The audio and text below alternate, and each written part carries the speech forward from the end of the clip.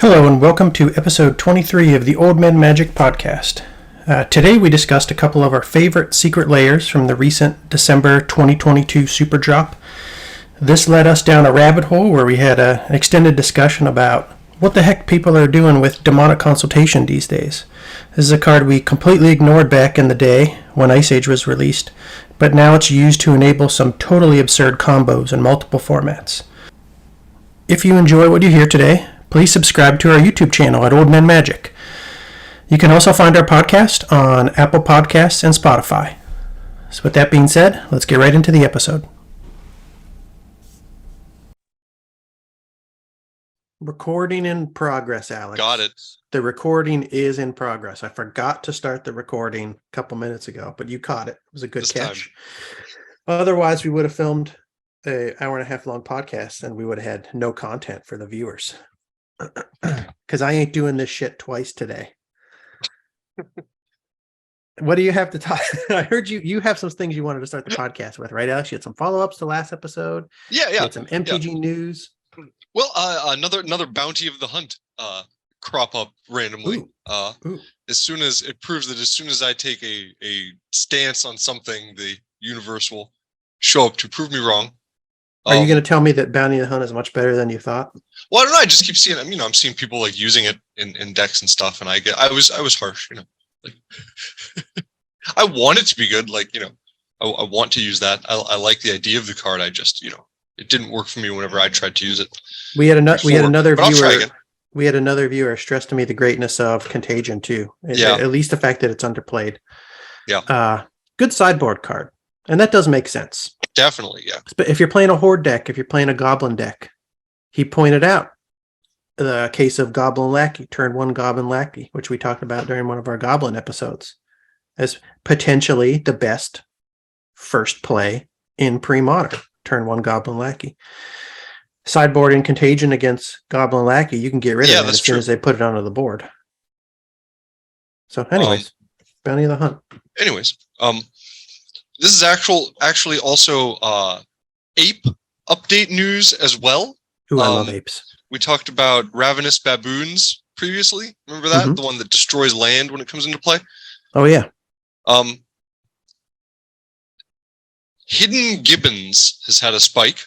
I was hoping you would bring this up. Were you? Okay, you saw this?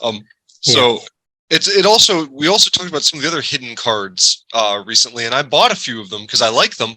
I'm not sure if I didn't buy Hidden Gibbons because I didn't see them like from somewhere I wanted, at a good price, or if I just overlooked it. But it's maybe the best one because it responds to instance or instance. Are you pulling it up? Hidden Gibbons. Yeah, it was right on the. Where's the interest? It was right on. There, here we go. I just had to scroll down. Oh yeah, okay. Cool. Weekly winners. This is where I saw it. Is it instants and sorceries, or I forget now? I was psyched about this because I was just like, instant. "Oh my god, this is like the first spike I've gotten ahead of since we've come back to Magic." Every situation I've seen so far, it has been me learning about a card after it just spiked in price, and then me thinking, "Oh man, I would like to pick those up," but they just 10x or 5x or whatever. If only I had gotten in a little bit sooner. Since I've been building a pre-modern green stompy deck, and I also want to build an archetype that they call like a 10 land stompy. I picked up the Hidden Gibbons because this is a popular card in the 10 land stompy archetype because it's just a 1-drop and you only have 10 lands in this deck. So you need a lot of low casting cost cards. And it's probably, I don't want to say probably, it's the only, I don't want to say it's probably the only way because there's a lot of things I don't know yet, but it's definitely one of the few ways to get out a 4/4 creature in a deck where you just want to have creatures that cost 1 or 2 mana to play. Yeah. So yeah, Hidden Gibbons, it's an enchantment. When one of your opponents successfully casts an instant or an interrupt spell, which... I was going to say that at first, but then I was like, oh no, but I guess this was old enough that, they were still using that. Exactly. So nowadays it's just instants, right? Just instants, yeah. Okay. The other one, the one that's most like it is, what is it? Hidden Predators, I think. But this one went up 290% in the last week. Yeah. Yeah, January 6th. Someone's using it. I saw people talking about, so they're using it in a green deck, like a green stompy kind of deck. And 449. I was excited when I saw this for a couple reasons. One, because like I said, I bought it already. Two, they mentioned here in this little write-up that it's being used now in a commander deck with Kibo Uktabi prints. Oh. That was reprinted in Jumpstart 22. I was most deck. excited because they said not only is this card more popular in Commander, it actually sees play in the pre-modern format. The format is slowly becoming more popular and thus becoming a driving factor in prices for these older cards that haven't been reprinted. And yeah, this mono green deck that they gave it as an example of a deck that Hidden Gibbons is often used in is one of the I saw one. I don't think it was this one exactly, but it was really similar. It had Rogue Elephant, it had River Boa, it had Bounty of the Hunt. I don't think it had 4 of them. But this is the 10 land stompy deck. See, 10 forests. Or Elephant Guide. I'm sorry, Elephant Guide is what I was going to play Winter Orbs because the idea is you can pretty much play whatever is in your deck with 1 land or 2, so you don't really suffer the same sort of consequences from the Winter Orb as your opponent. You have Mana Elves and the Quirion Rangers, so yeah, and then 3 Bounty of the Hunts because you don't actually need the mana to play them to pump your cards. Oh yeah, good call. You can pitch. Is this why you brought up Bounty of the Hunts at the beginning? You still there? I was circling around to it. Oh, yeah, okay. Can you hear me? Yeah, I can now. Look, you hear me? Okay, but that's why I mentioned Hidden Gibbons. Hidden Gibbons. Matt, this is like the only one of the hiddens that I didn't buy. I got, I think, all the other ones. So Hidden Predator works the same way, but it's if your opponent has a creature with power 4 or greater. Hidden Gibbons is the only hidden that I did buy. Oh, okay. I have to get in on this one's others. probably the most similar to Hidden Gibbons, and probably also the, I don't know, I'll waver on that compared to your Gorillas, but it may be also the next best or tied for the best one, because your opponent's definitely going to play an instant spell, right? Yeah. You might be playing against someone who's going creatureless, but if they're not, they're going to have a creature with power 4 or greater. You just might not get this guy out as quickly because their bigger creature might not come as quickly. But it's still cheap. I like it, and I think also, it still goes. I bought some of it. Sorry, go ahead. What I was going to say also a rare. I always forget that these are rares. This is from Urza Saga instead. Yeah. Enchantment. When one of your opponents plays a creature or controls a creature with power 4 or greater, if Hidden Predators is an enchantment, Hidden Predators becomes a 4/4 creature that counts as a beast. Okay. Yeah. I've never actually seen this one before. I was picking up some of these too because I wanted them for enchantment decks. Quick way to get down enchantments, and so then you have Hidden Gorillas we talked about. But it's gorillas like gorilla fighters, not like ape gorillas. Oh. We talked about this one, but I forgot.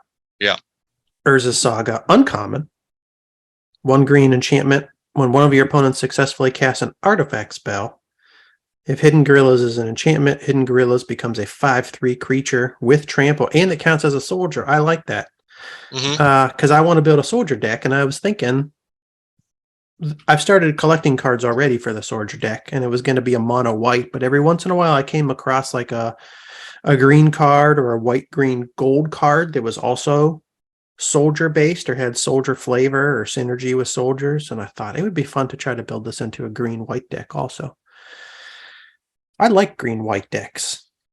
They get shit on a lot, I think, for having low power levels, but I don't know. I'm a creature based player. I like the synergy of green and white. I think it I understand, in general, a green-white deck is not going to be as powerful as a black-blue deck. Yeah, it's going to be like softer, more defensive, more, But the type of Magic I like to play and the type of cards I like to play with, they just tend to be green-white more often than blue or black. They're simple. You play a creature, you turn it sideways. Anyways, I was excited to see the Hidden Gibbons spike. I was like, yes, I got in. I got it. There's even more of these if you want to keep going. We keep talking about. Oh, let's keep going because I don't know a lot of the Sure. hiddens. Okay, I saw this in the interest and I was like, if Alex doesn't bring this up today, I want to make the hiddens a topic in a future episode because I really only know hidden gibbons. I know I've seen some of the others a couple times, forgotten them already. And I know there was a bunch that I haven't seen yet. Mm-hmm. I'm actually just finding a few more now while I was typing this in that I didn't even know existed. So okay. But there's hidden herd. Hidden herd. Hidden herd. I wonder how many of these have potential for seeing increased play too, just like the gibbons. Right. So far, I think the gibbons is the best, but there are some others. But I like these other ones are good. This too. one is so far the worst. I think it's because it makes a 3/3. It doesn't make a 4/4 or a 5/3. Hidden herd, another rare from Urza's Saga. Enchantment. When one of your opponents plays a non-basic land, which happens a lot. Yeah. If hidden herd is an enchantment, hidden herd becomes a 3/3 creature that counts as a beast. Yeah, so I guess one thing some of these have going for them is they create beasts, not just 4/4 creatures or 3/3 creatures. True. And there's beast synergy. I don't know how popular the beast decks are, but there are beast synergy cards. If you wanted to build a beast tribal deck. Mm-hmm. Well, this ain't no gibbons. She ain't no gibbons. Ain't no gibbons. All right, then hidden spider. I just found this one right now. Alex spiders get me excited. Yep. The freaky. This one's a common. Saga. Enchantment. When one of your opponents successfully casts a creature with flying, if hidden spider is an enchantment, hidden spider becomes a 3/5 creature that can block creatures with flying, and it counts as a spider. Yeah, so you're going to get this one out less often. Yeah. Might be an easy thing to sideboard in if someone's playing, like Sarah Angels or something against you. Yeah, all these could be pretty good sideboard cards. Yeah. Hidden spider. Common from Urza's Saga. And then now this one starts to get a little different. I don't know how many more there are after this, if there are even more different ones. This one is Hidden Ancients. It's the first one that costs more than 1 green. I'm seeing a ton when I just type hiddens into MTG stocks. Yeah, there are a lot. A few of them aren't this, though. A few of them are just unrelated hidden. Okay. But anyways. Hidden Ancients, an uncommon from Urza's Saga enchantment. When one of your opponents successfully casts an enchantment spell, if Hidden Ancients is an enchantment, Hidden Ancients becomes a 5/5 creature that counts as a tree folk. Mm-hmm. 2 casting cost. Yeah, I don't know. Why is this one 2 casting cost? I don't know. They were like, it's 5/5, so let's make it 2 casting cost. I don't know. I would have rather than just made it 4/5 tree folk. I might I'm going to have to sideboard this in against you when you build your Enchantress deck. Yeah. It's going to suck for you, Alex. It's going to be terrible. That'll be horrible. I'll be terrified. Those are all of them that I found so far on here. Hidden. Here's one. Hidden Stag. This sounds like it would go well with Bounty of the Hunt flavor-wise. Also a 2 casting cost.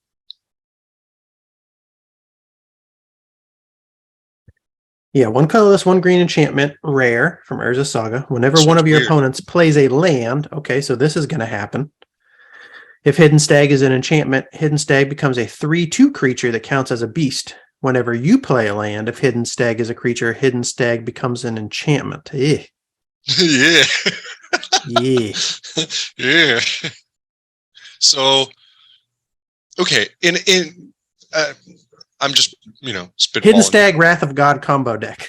Or in that like Winter Orb sort of like deck, if you're playing,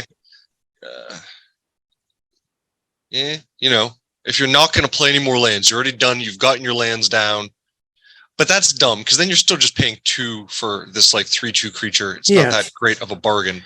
It's 2 for a 3/2 that's going to phase in and out of. Yeah. That's the battlefield. You have to lean into that. You have to like want it to be phasing in and out, like use that to your advantage. Yeah. Right. I wonder if this synergizes at all with any of the enchantment draw cards. I was just going to say playing an enchantment, but every time it's an enchantment, entering the battlefield, or other things that when like a creature enters the battlefield. Let's look. The rulings don't say anything about that. They're about other things. I wonder. Hidden Stag becomes an enchantment. Does that even count as entering the battlefield? I would entering say, yeah. play. I would guess, yeah, but I have no expertise on this. We'll have to figure that one out, because maybe that could be potentially cool with certain cards that are like draw a card every time you play an enchantment or something. Yeah. That, I mean, like every time you played a land when this was in play, you could draw a card because it comes in enchantment.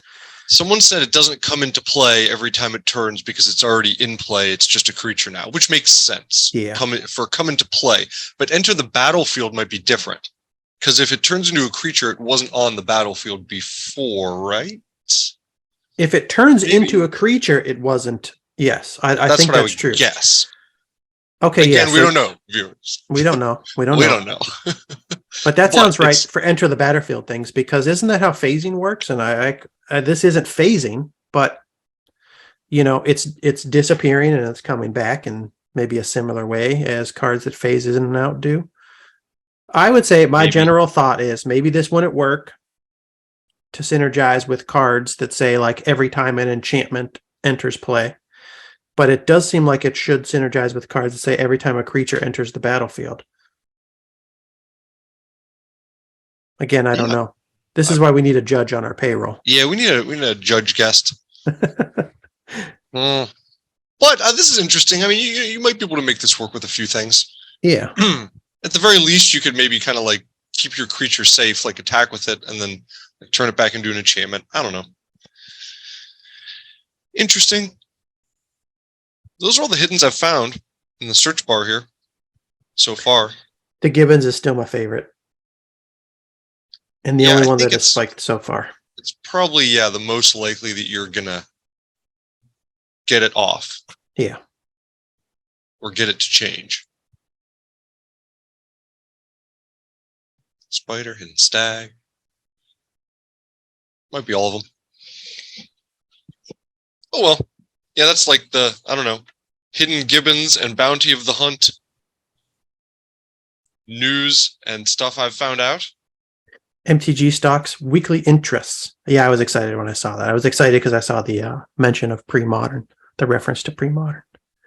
It's going to happen, Alex. Get all your pre-modern cards now. It's going to happen. Everybody's going to transition. I've been trying. I've been stacking up and getting all these little $1 playable pre-modern cards I can find.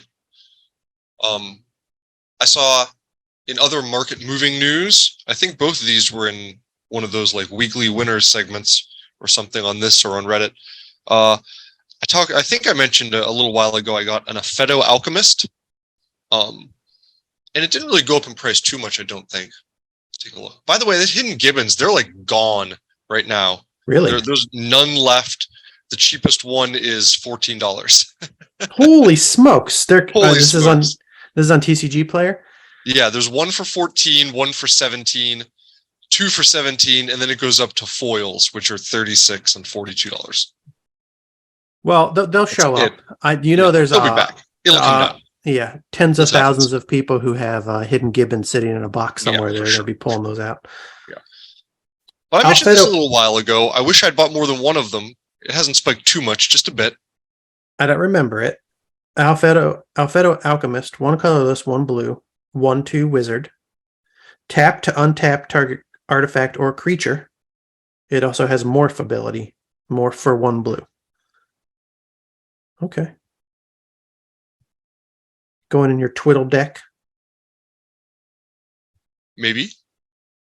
I've seen it mentioned also. It's kind of cropped up here and there in a couple of things. I've seen it in a couple deck lists when I've been doing some research for commander decks. I've seen it in 1 or 2 of the ideas that I wanted to use. Trying to find where they mentioned it to see if they. I lost the article, but I wanted to see if they were going to talk about or if they mentioned why it was spiking specifically right now. Because I think they did, but I forgot. Sorry. Good statement, Alex. I like that card. Yeah. Alex likes Aphedo Alchemist.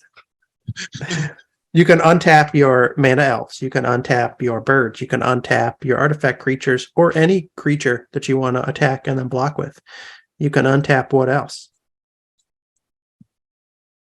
That's all I got. What am I staring at? I can't see. It's Arcanus the Omnipotent. You can there's too untap much him reflection. and draw 3 more cards. Ooh. Don't do that. Don't do that against me, Alex. Arcanus the Omnipotent. Get out of here with this 10th edition. Get out of here. BS. Here we go. Onslaught version. Arcanus the Omnipotent. A rare from Onslaught. Currently around $3.50 market price. 3 colorless, 3 blue. Creature, wizard, legend. Alex, is this going to be your commander? Not in the deck that we're talking about for our commander segment, Okay. but I picked 2 of this guy up recently because he just looks so fun. And coincidentally, he's reprinted just now in Dominaria Remastered, I believe. I'm digging people. It seems like people are really digging Dominaria Remastered. We spent an episode. The buzz is the old people like it, and the Zoomers don't. Well, who cares about the Zoomers? The Zoomers are going to have. I shouldn't say that. I apologize. I know. The Zoomers are going to have 17 other sets printed this year for them. So sure, Dominaria Remastered is going to be for us. This is 3/4, draw 3 cards. I think you mentioned this to me at some point. I showed it to you. It is really good. It's a Ancestor Recall on a stick. Mm-hmm. Mm-hmm. You can boomerang them back to your hand if you want to. It's a lot of mana to do this stuff, but you put this guy in a control deck and you protect him, and you get yourself protected until you get enough mana on the board. He's going to spell trouble. I just haven't decided. Do I want to make him a commander in a straight blue deck, or am I going to put him in maybe a 60 card deck? That's true. Because if he's your commander, you have to build a mono blue commander deck. Yeah. But that might be fun, just as, a side project or something. Everybody, I'm going to make a couple decks. I can't just have, one deck. Yeah. Everybody I'm seeing on our Twitter is really into Dominaria Remastered, it seems like, but I probably follow mostly. I've seen some positive things. It mostly seems like 30-year-olds. I like what I've seen, the little bit of some of how the packs look when you open them, what you get. And it's kind of stuff I recognize, stuff that seems like it would be, fun in draft, maybe a little simple, but. Yeah, it looked like it would be really fun to draft. It looks like the foils are high quality. That's the other thing I noticed. Yeah, they looked good. At least, like I said, I sent you that Rudy video. I don't watch a lot of Rudy videos anymore. But I saw him doing an opening of the Dominaria Remastered Collector's Box, and I was like, oh, let me take a look at this before I go to work. And he's pulling a lot of good cards. I was excited to see a lot of the alternate Richard Kane Ferguson art tutors. He pulled multiple tutors. Like a lot of the cards that I want to pick up copies of, he was pulling. And they were great cards in every single pack. These were collector's boosters. I've never watched people open collector's boosters before. I think that they have a higher concentration of rares. There might be 3 or 4 rares in each one. Yeah. So that was probably skewing my idea of how awesome the packs were. But it looked really fun. And I'm hoping a lot of it ends up on the market because there are some alternative art variants of these cards that I would like to buy for under $20. Pick up a copy here or there. Mm-hmm. Anyways. What next, Alex? What next? Morphic Pool. Do you want to pull up that bad boy? Yeah. I don't know what this is. It's a Baldur's Gate card. You do or don't? I don't. You might have showed it to me before, but I forget things all the time. Morphic Pool. First printing in Baldur's Gate? Is this the only one I'm going to find? No, I don't think so. Zendikar Rising. Yeah. Battle Bond and Zendikar Expeditions. Go back down though, please, and go to the. Maybe that I don't see. I want to see the extended art one. Try that. Yeah, this one? That's what. Yeah. Yeah. I don't know why it's put in there as extras, but that's what it looks like pretty much. If that's not the exact one, but that's the cooler extended art version of it. They mentioned this in another article. It's just gone up $1 or something, but it's. They were saying long term it might be worth grabbing a few or holding on to. It'll probably get reprinted, but it's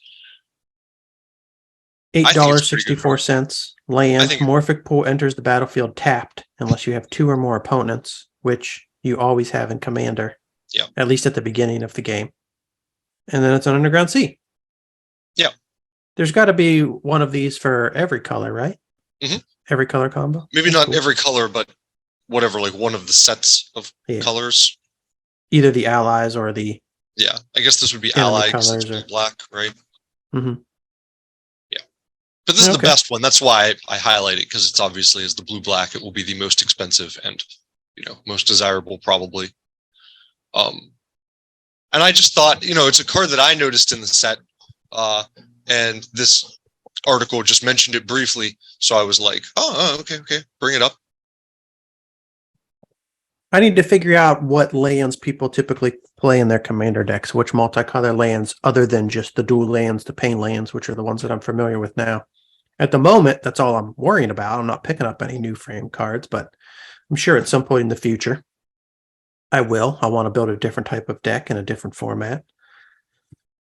So I got to learn what's out there. Morphic Pool. Yeah. So Luxury Suite is the black-red one. I like the sound of that. It's pretty good. That sounds looking. like a very weird name for the black-red dual land. I would expect Luxury Suite to be like white-green, like relaxing, out in nature. I think black-red, I think death, fire, destruction, hellfire, asteroids raining down from the sky. I don't think Luxury Suite. Luxury Suite enters the battlefield tapped unless you have 2 or more opponents. Tap to add a black or a red. Okay, so they're probably all between like $5 and $10 right now. Mm-hmm. That's what it looks like. Not bad, not bad. Yeah, or even less. That one's 5 something. You have Spire Garden. This is white-green. This is green-red. This is a fun game. You keep guessing. Oh, Lordy, I'm wrong I'll every keep time. looking wrong. You'll get better as we go. This is acceptable for green-red. It's an acceptable name. Spire Garden, green-red. How much is this one? $4.42. This next one's going to be white-green. Bountiful Promenade. I nailed it. Do you say promenade or promenade? I say promenade, but I don't know what I other feel like people say. promenade should be right. I nailed it. Green-white. White-green. Bountiful Promenade. Bountiful Promenade. This would be my jam in my Commander deck. And the last one, too. How many was that? 4. 5? We did 4. black, blue, black, red. We're waiting green, for red, blue-white. Green, white. Right? Are we waiting for blue-white? Probably. Am I screwing up the allied enemy colors again? Let's see here. We're not prepared for this segment. This is an on-the-fly segment. I'm sorry. It's definitely Alex does no preparation for the show ever. Everything he does I is didn't on mean the to fly. talk about this at all. I just, I didn't know we were going to go into the other ones here, but Black-white, definitely not definitely enemy colors.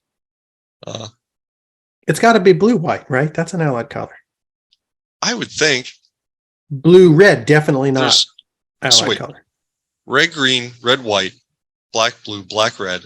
Red-white, not allied color. I'm just...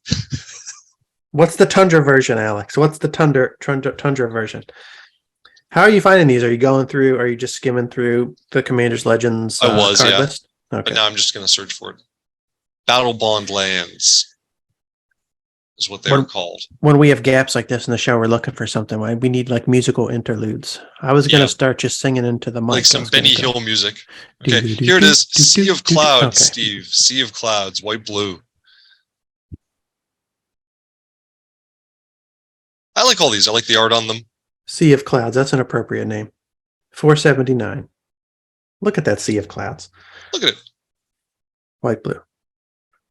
Yeah, pretty good. This is the kind of thing that Wizards has to print now that they like banned dual lands or stop printing dual lands. I don't know. I said banned. Stop printing dual lands.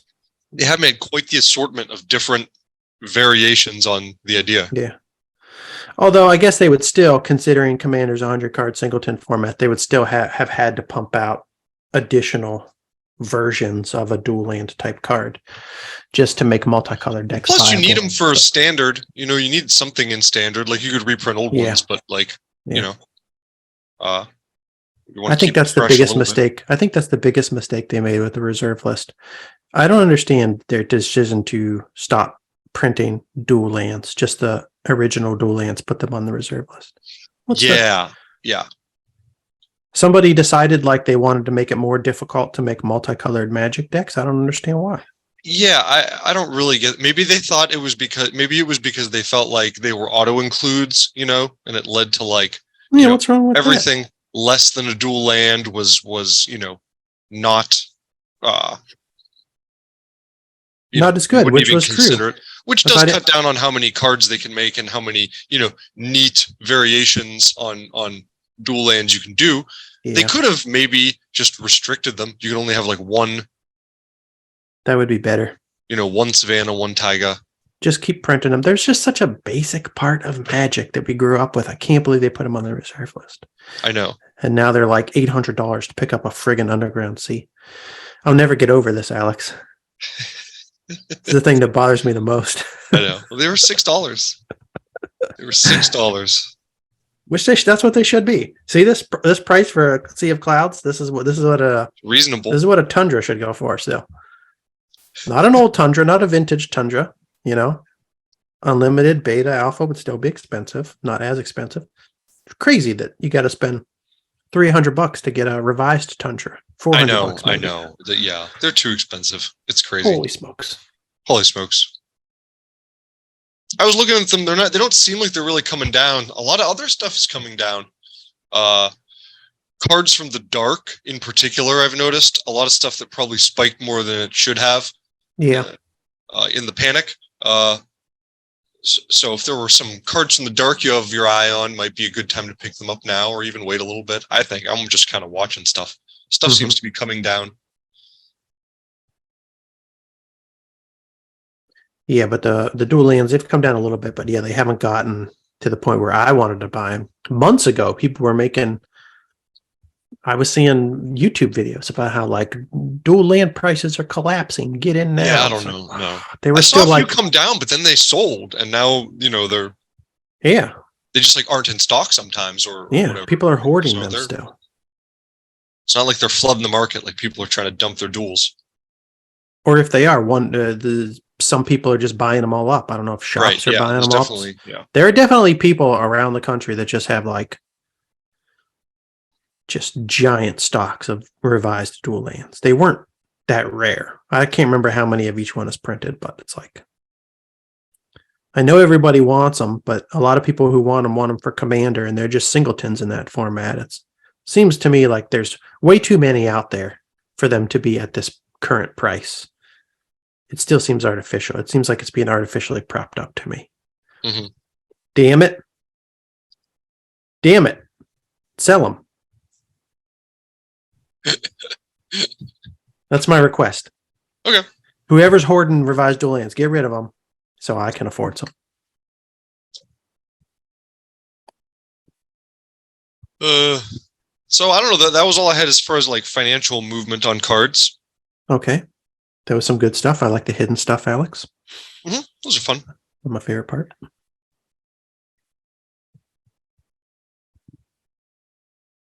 Did you have some other non-financial stuff you wanted to talk about, or do you want to get into the Secret Lairs I wanted to discuss? Yeah, let's talk about the Secret Lairs. Okay. There were a couple Secret Lairs that were released recently. There was a thing called the December Superdrop. Superdrop. Which maybe they do every December, or at least every December for the past few years. I don't know. But I think they do other Superdrop. I think there was a June Superdrop, maybe. Okay. Who knows? I'm not sure. All that appears to mean is they release a bunch of Secret Lairs all at the same time. Yeah. Right? And do you have to buy them all together, or can you still buy them separate? Okay. Yeah, you could buy them separate. So I was going through the list of them, and there were a couple that I thought looked pretty cool. And I wanted to show them to you because this is sweet. This is one of my favorite things about Modern Magic.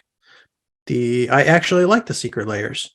When you first told me about the Secret Lairs, I thought, this is asinine, because the ones I was learning about were the Walking Dead. Dead Secret Yeah. Lair. I still think that's asinine. The There's maybe too many, and some of them are weirdly connected. But whatever, they can do it. It's fine. They do them, and I'll like some of them. I like this Stranger Thing Secret Lair. It was a lot of crossover stuff that I understand the purpose of it. Yeah. It's to try to appeal to nerds who are into other nerdy stuff to get them interested in the nerdy game of Magic the Gathering. They're like, okay, let's look at all these other nerd subcultures. Let's try to bring in those nerds. If people are worried about them printing too much stuff and messing with the value of stuff on the secondary market, I feel like this is a good way for them to make money while avoiding doing that. Go ahead and keep doing different art treatments of cards, so that people can get art treatments they like, and then you don't have to necessarily. I mean, I get that it still taps into the value of some of these cards, because if they're doing a Secret Lair with Sylvan Library in it or whatever, it's gonna, but I mean, they're technically not tournament legal, right? Anyways, so I don't remember. I believe Secret Lairs cards are not tournament legal.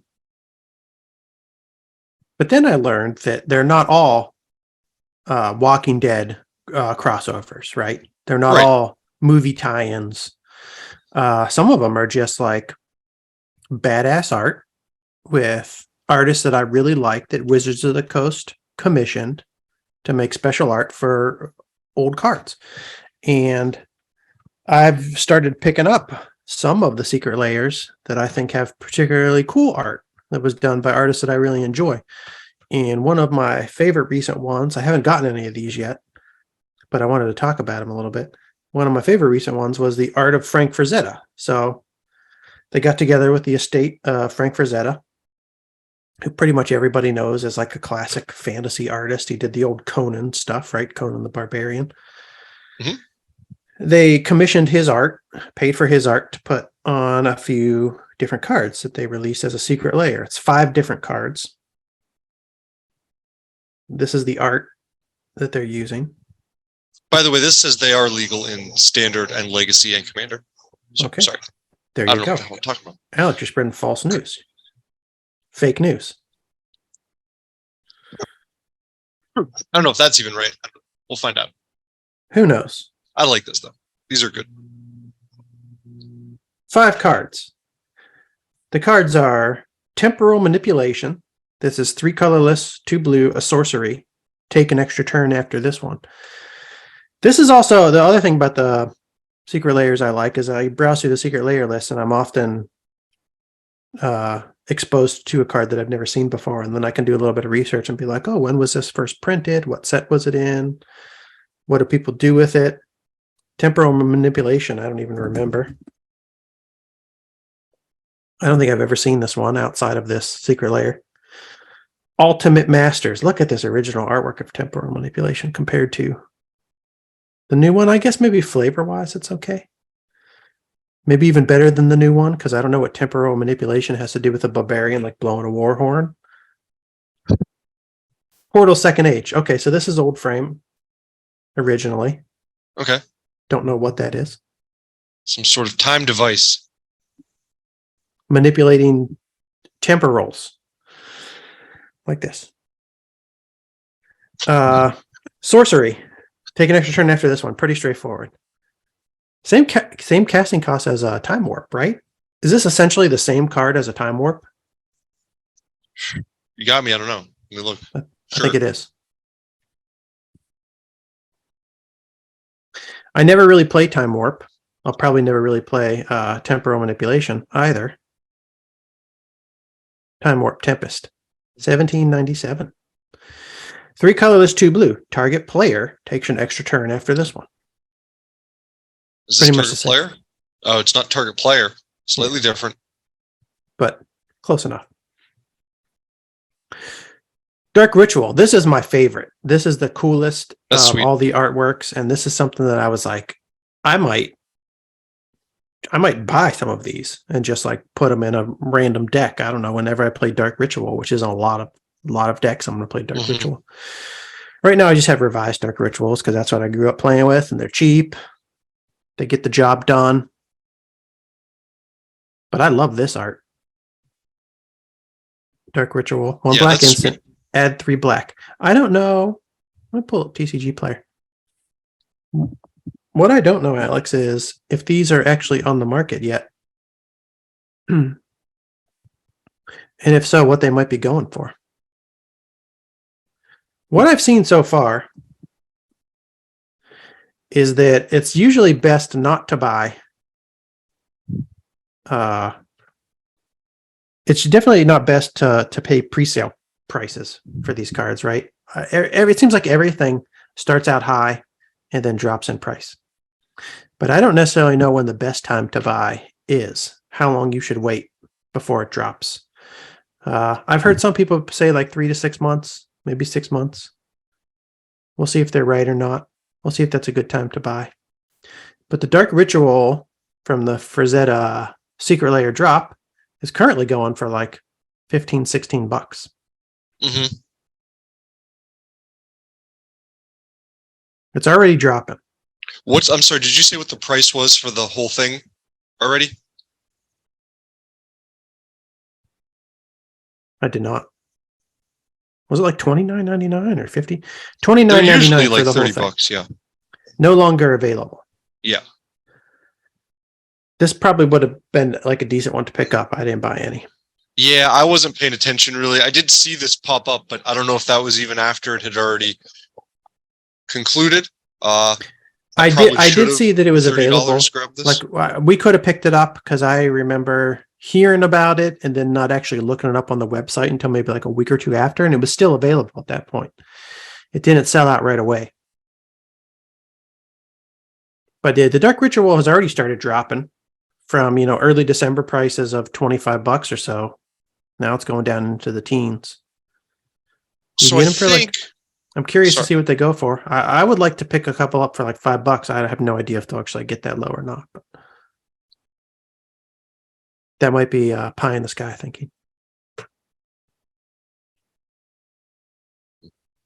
Well, so like with the normal Secret Lairs as opposed to the one you got, I think it's just like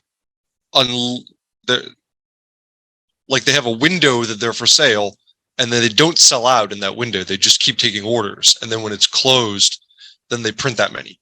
That's right. You did mention that. So they at least kept the window open for like a week or two. I'm not sure if that's right. I haven't. I don't know. I'm sorry.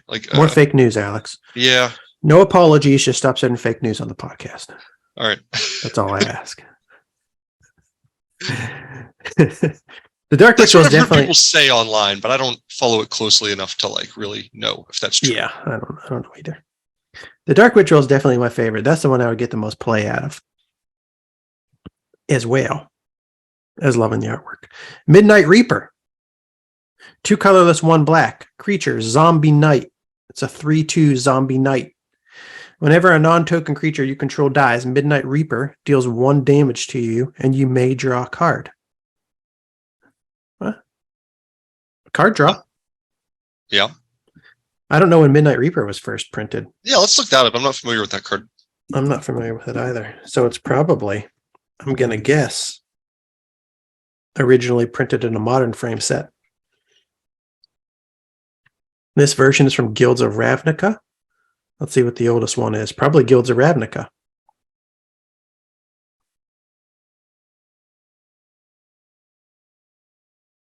Don't know if that's a card people love or not. It's decent. Could go in a zombie deck. The other one, Seize the Day. 3 colorless, 1 red, sorcery. Untap target creature. After this main phase, there's an additional combat phase followed by an additional main phase. Flashback. 2 colorless, 1 red. Midnight Reaper is probably my second favorite art. Yeah, I like the art for Midnight Reaper. That definitely terrifying. Looks like something from a fantasy calendar or a Conan book. If I walked outside my house and I looked off into the distance and I saw this guy standing up on a hill, I'd walk back into my house. Walk right back in. I'd walk right back in. Okay, so Seize the Day is from Odyssey. Oh, okay. Seize the Day.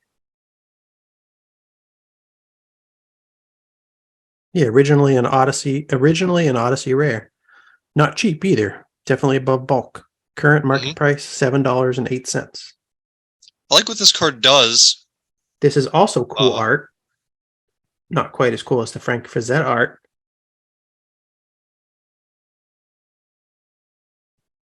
Untap target creature. After this phase, there's an additional combat phase. So you have an additional combat phase, but you only have one creature untapped.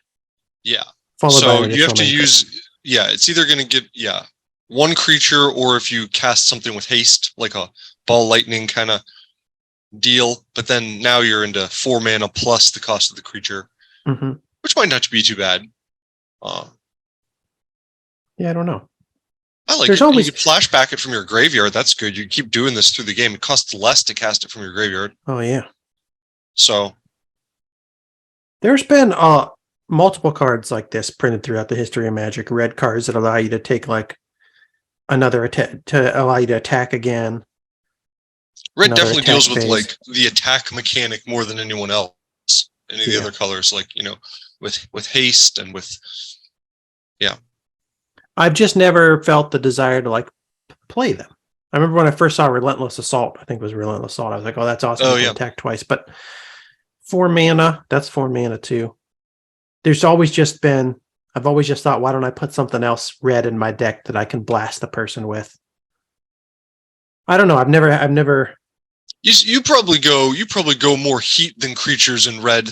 Yeah, So, I guess maybe if you're using red for the creatures more, you could splash this in too. It's only 1 red. You can I've play never this in tried like them. a mostly I've never green tried deck these or cards. something. They're the type of cards I've thought about playing before in red decks and just never put them in because I've always cut them for something else. But maybe they're better than I think they are. I think it'd be good in a mostly green deck. It would be good. Maybe my commander deck that I'm Yeah. building. Yeah. Maybe. Maybe. There's one more. There's one more card too. How do I get to it? Oh, there Oh, it goes. I missed it. Jump Field Marshal. It was the very jump first to the one. left. Field Marshal. I love this guy. He's riding a sled carried by polar bears. Unbelievable. 1 colorless, 2 white. Human soldier. I love the fact that he's a Perfect. soldier. I love the fact that he pumps other soldiers. Other soldiers, creatures get +1/+1 and Yep. have first strike. First strike is huge. And he's 2/2. As I was reminded by your Elvish Archers recently. I love first strike, Alex. Field This Marshal. guy is from Cold Snap and 10th edition. This is the thing. Like, if he was old frame, I would have been like, he's going to my soldier deck. But unfortunately, Yeah. he cannot go in my pre-modern soldier deck. But if I ever get around to building a modern soldier deck, I wonder if He's Field right in there. Marshal is something that people bother putting in their modern soldier decks these days, or if there's just things that have been printed that are so much better than the Field Marshal now that you don't care any longer. I mean, I feel like with the Secret Lair, they usually are picking stuff that's at least still relevant. You know what I mean? So that Yeah. people will want it. There are some exceptions, but This Field Marshal is pensive. He's staring at a map, a layout of the battlefield. He's riding 0 polar bears. This polar Field bears. Marshal is a marauder. He's riding a sled pulled by he's a more 4 hands-on polar Field bears. Marshal. Yeah. I want this guy in my corner, This reminds me not this guy. of the Rumpelmans Schnapps t-shirt I used to have from working at the liquor store. It had this awesome barbarian lady with an eye patch and a sword riding a polar bear on it. Oh, You could probably pull that up if you searched for Rumpelmans polar bear. maybe that was the inspiration for Frank It Frazetta. looked very much like that.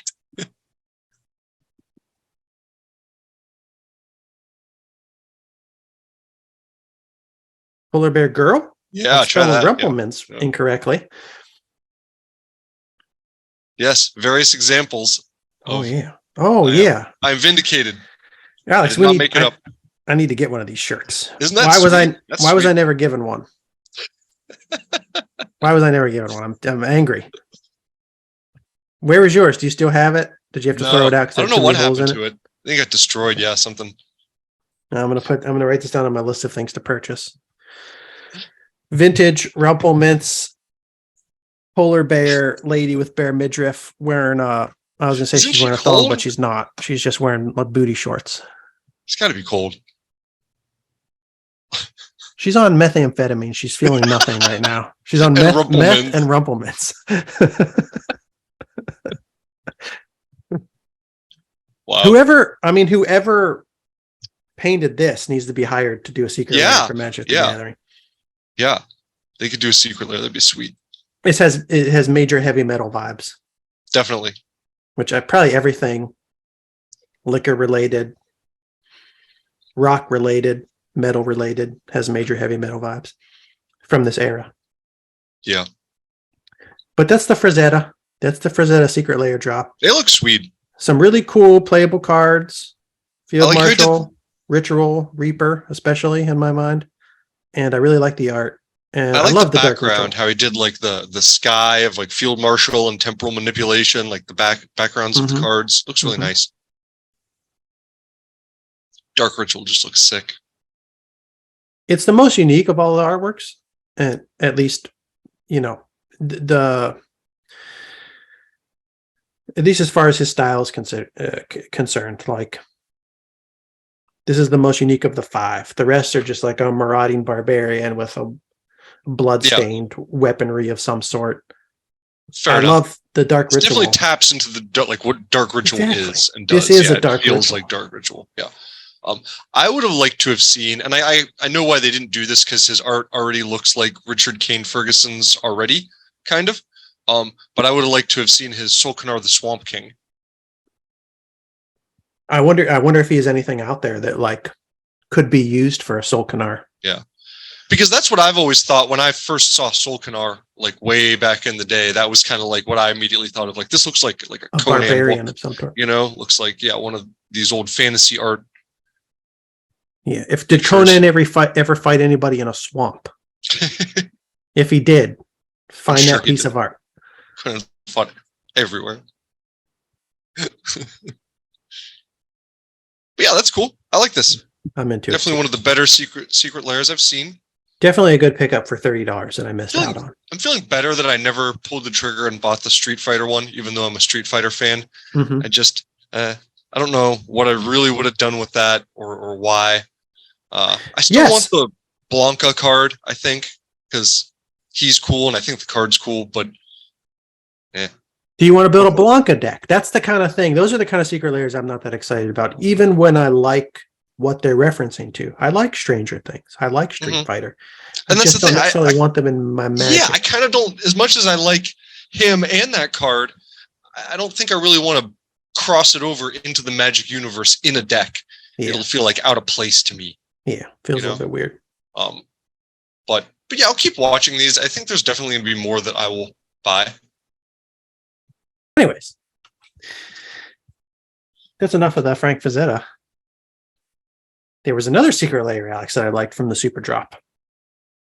This one was special guest Kozindan, or however you pronounce that, but I'm going to go with Kozindan.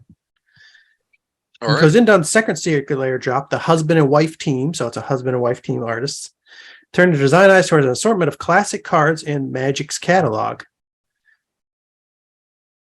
They, what do I want to say here? They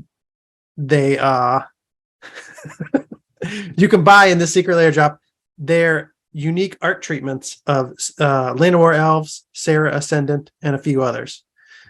So this was the art. The cards were Sarah Ascendant, 1 white creature, human monk, 1/1 with lifelink. As long as you have 30 or more life, Sarah Ascendant gets +5/+5 and has flying. I almost never have 30 or more life, but it is only 1 drop. So I guess, hey, you get a commander 1 for 1. Oh yeah, of course never played a commander game, but of course you have that when you start a commander game. So this is a 1 drop that will start as a 6/6 flyer. That seems psychopathic. With lifelink. This is psychopathic. Really? Yeah. When was this first printed?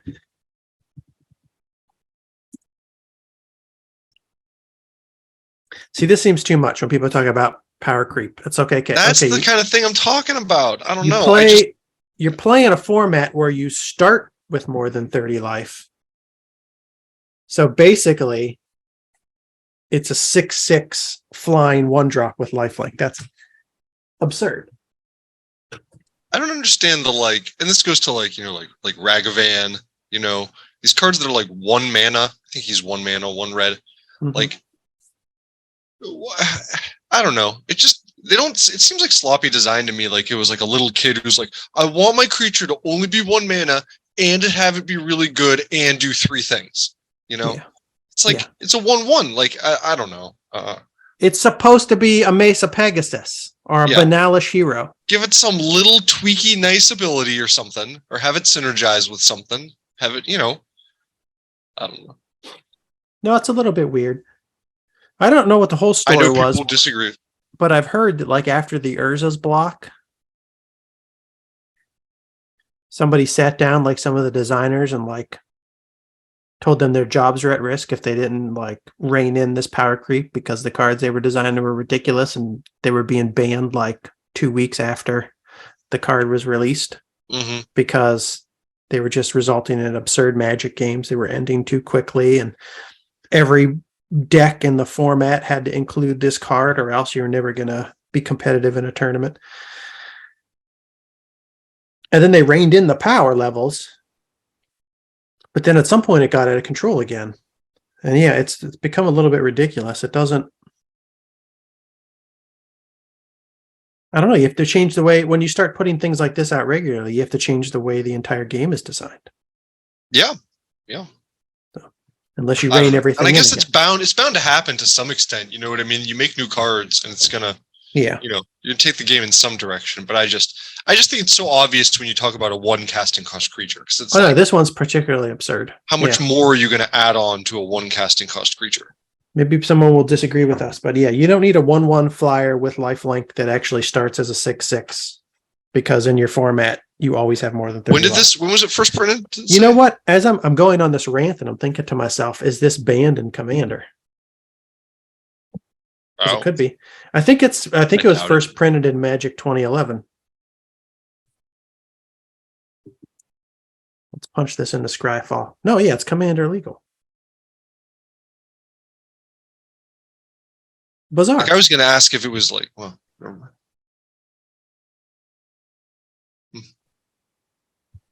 What are you saying? You're just grunting, Alex. Nothing. I like it that it is the Flying Nun. Okay. Yeah, let's get back to the strong Flying Nun vibes, which I really like. This art's a little bit weird. I don't totally love this one. I love the art in general. Yeah. From this whole package of 5 cards. I like these as well. It's a little bit goofy. Her faith in Sarah reached new heights as she was... Pun. Yeah. Anyways.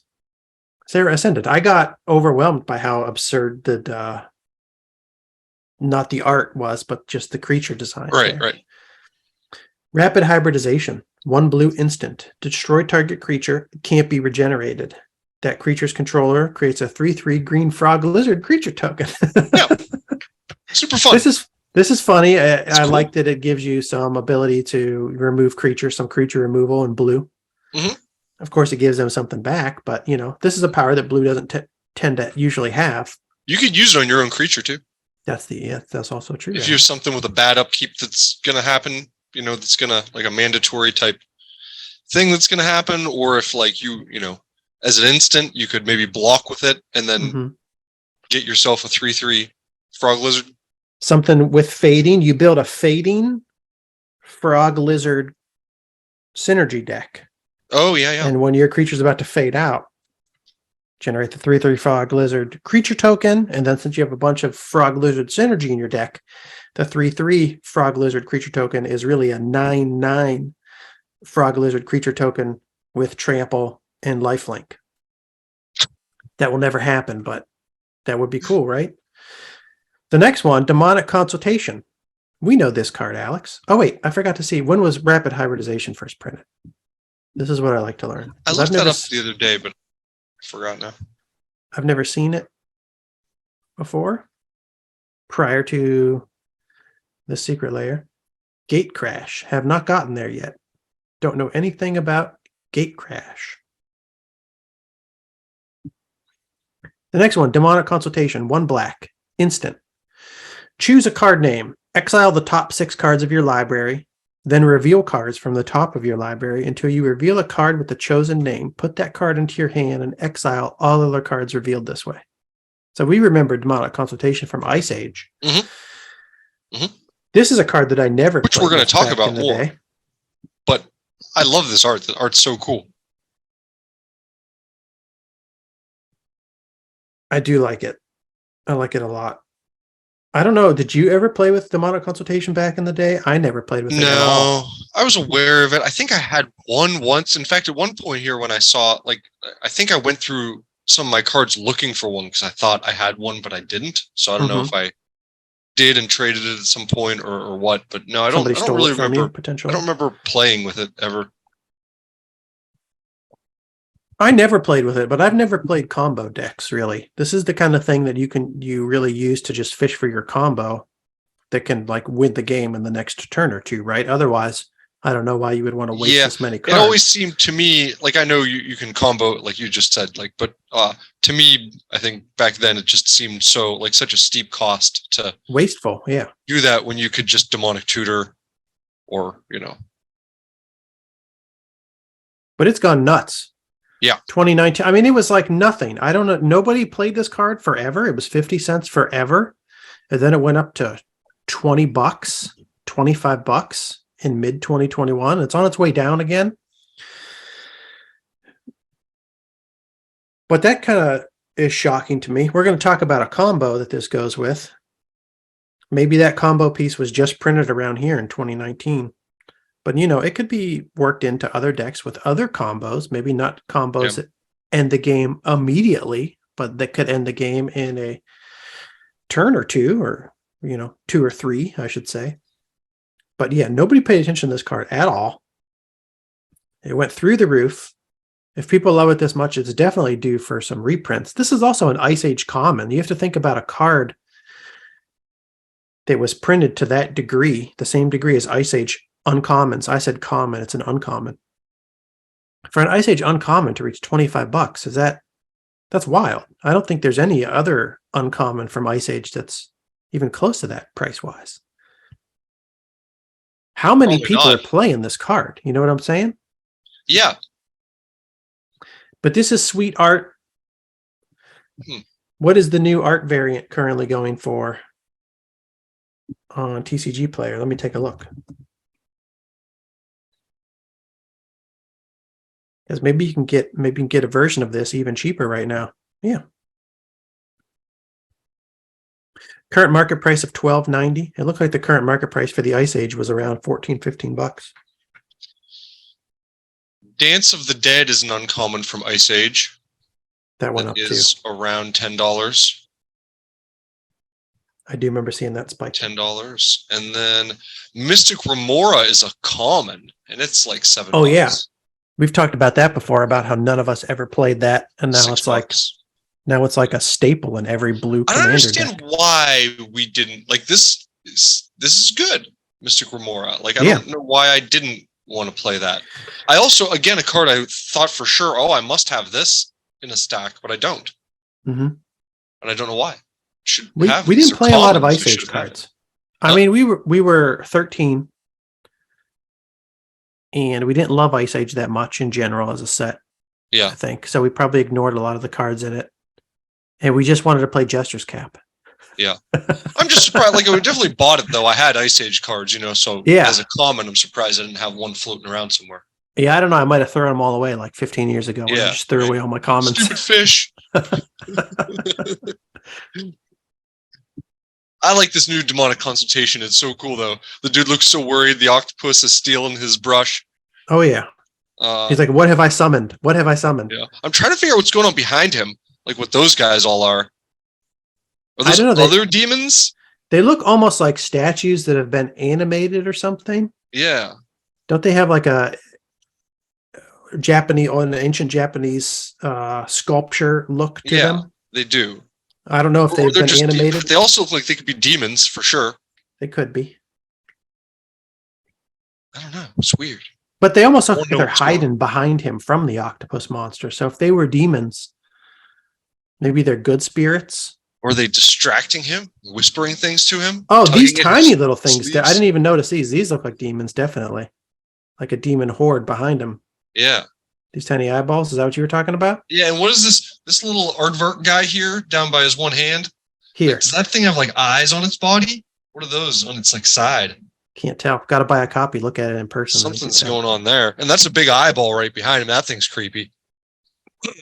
So I sort of feel like, yeah, he's like, I'm gonna go consult the octopus demon, and when like the rift opens or whatever, all these other demons are all around too, like distracting him, and he's trying to like cast a spell or like keep it in check, and it's all going awry.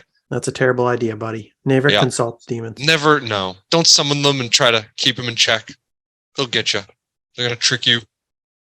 They also reprinted Winds of Change, which I think is pretty cool. 1 red sorcery. Each player shuffles the cards from their hand into their library, then draws that many cards. When was the last time they printed this? I don't know. It's a Legends card. Yeah. I do have a copy of the Legends. No, it was in 5th edition. Oh yeah, they did reprint it somewhere around then. And Portal. The 5th edition copy's $10 right now. I bet the Portal one's expensive. This I think is something that people love for Commander, I guess. They like this card draw effect. I mean, they like the card exchange effect. It's always a good. Played in the right circumstances, it's, situationally better than Wheel of Fortune, right? Mm-hmm. Fish for something you need. Maybe just gets rid of some lands later in the game that you don't need any longer and potentially fill your hand with some damage in their place. So compared to Wheel of Fortune, all right, it's obvious it's 2 less mana, which is good. Yeah. Instead of drawing a full new hand, you draw only as many as you had. So you could play that to your advantage. It's situationally going to be better. But then it shuffles them in, right? Doesn't Wheel of Fortune send them to the graveyard? I actually can't remember. It should. I believe it's all Wheel of Fortune. I'm almost sure is discard. It is discard, yeah. Yeah. Each player discards their hand, then draws 7 cards. So, yeah, just situationally, one is going to be better than the other. So much cheaper than Wheel of Fortune. But it's very much cheaper, and it's only 1 red to cast. So, it's kind of surprising to me that it's not closer in price to Wheel of Fortune. But I guess that 4th and 5th edition, those printings, I guess, made a difference. That's true. Hopefully it keeps coming down because I'll pick up another Legends copy. This is one of the cards in Legends that I picked up. Did you? I don't know, a few months ago, yeah. I've been buying Legends. I like buying Legends, and I've just been looking at the ones that have been reprinted already. So they're not too expensive, but they're also playable, like Winds of Chains. I picked up a Land Tax. Oh, that's nice. Land Tax. Stuff like Stormseeker, Spirit Link, things I like to play. I'm still looking for a Spirit Link. That'd be fun. Yeah. I was looking at Zira Arian a little bit. She's come down. I was looking at a pretty nice copy for under $40. Yeah, I would like to buy her. I'm going to buy it yet, but I'm going to watch it eventually, maybe. Some of the other Legends. That for 30. There's some other Legends. Solkanar are still expensive. I wonder if you looked on eBay what they're actually going for on eBay. Because we pulled up that price last week, and I was kind of surprised because I swear to God I got them for between 40 and 50. Yeah, I remember you got a pretty good price on, and you can get a nice lightly played Solkanar for 50 or 55, I think. So it's not out of line. It's just that the listings for near mint are all like premium. Seems like. Yeah, I would just I would consider the one I bought light play. I'd be fine getting a lightly played version of that. That'd be cool. I don't need near mint. I'm not getting any of these things graded. I just want them not to be like damaged. I want to have a decent copy to collect. And if I ever decide to resell it in the future, I can get a decent price for it. Atrocious. Yeah. But Winds of Change too, as far as compared to Wheel of Fortune, you could also, since Wheel of Fortune's restricted, it's a way to get the effect into your deck again. You know what I mean?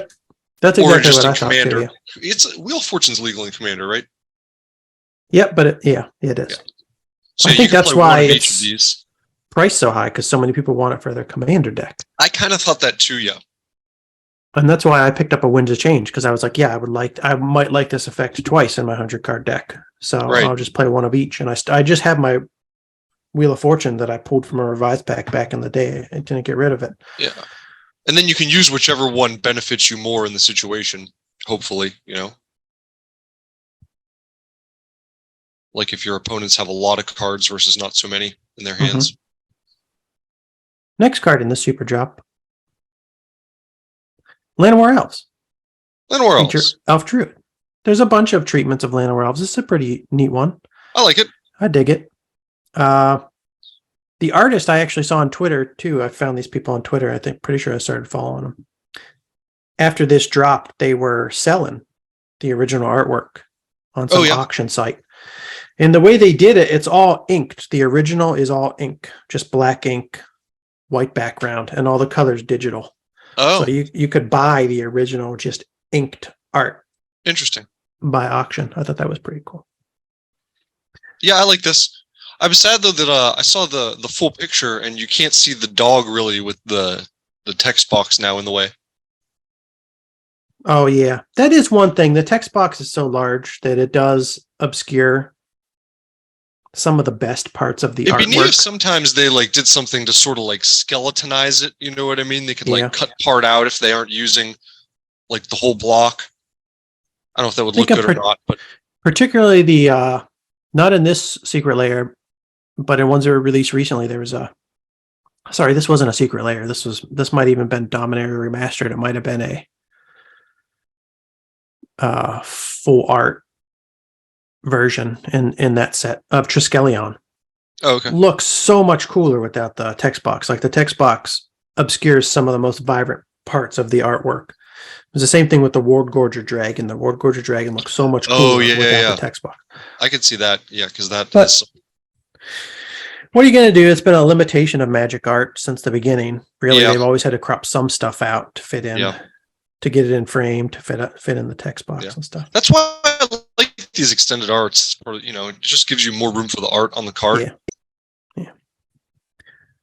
So I dig this. I would get this if I wasn't already running unlimited Llanowar Elves in all my decks. So I don't know if you know this, Alex, but I'm currently putting together an unlimited Llanowar Elves collection.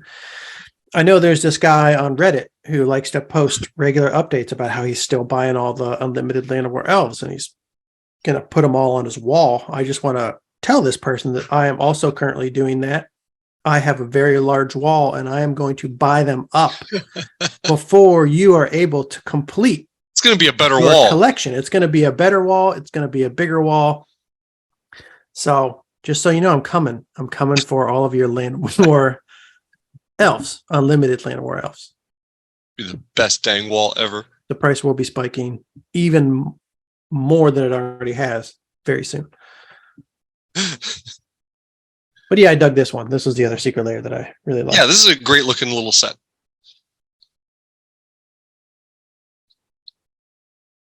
I got to do something right now. Are you sliding? Steve? I'm pushing a weight up against my door because my stupid cat keeps coming in and out of the room, like kicking the door open and then just walking right out again.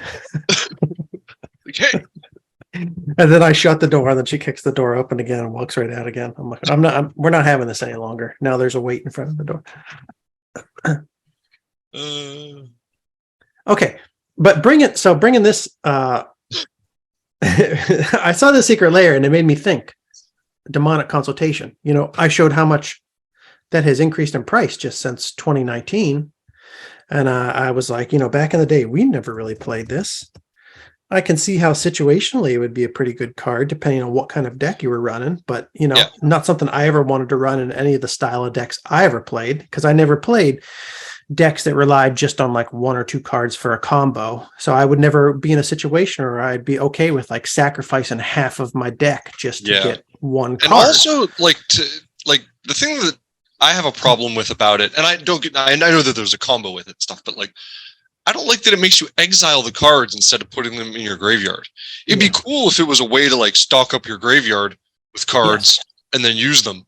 But you exile everything. Yeah, it is not. It is not a card to fill your graveyard. It is a card that you play, I think, if you have a way of definitely killing your opponent within the next turn. Mm-hmm. And okay. Makes sense. I think that's why it's become so expensive. So if anybody's listened to this far into the episode, maybe they'll tell us some other things people use this for. But I'm going to guess in theory, you could, if you had something that worked with like every time you exile a card, you know what I mean? Yeah. You could use this as like an engine to do that, or something that like momentarily lets you play exiled cards as if they were in your hand. I don't know if that is a card that exists, but you know, something like that. I just think that way now because when we played, cards were removed from the game and that was it. Like they were just removed. And since then they've made a lot of things that interact with, and then they changed it to being called exile, but they've made a lot of things that interact with that zone. It's now a zone instead of just being gone. So cards can come back from being exiled. Okay. Which is, so it's a different way of thinking for me. So I try to like, you know, remind myself that that's a possibility is all I'm saying. Revisiting this card, I was like, "What is there anything I would want to do with it?" I don't know. I put it up on Scryfall. It's banned in Legacy, restricted in Vintage. It's legal in Commander. It's not on this site, Scryfall. Pre-Modern is not listed on Scryfall, but most importantly to me, it's banned in Pre-Modern. So I don't want anything to do with this card. Literally only Vintage and Commander. Man. I did find there's a YouTube channel called Blade of Llanowar, where he put together a little video series he called the Pre-Modern Ban Series.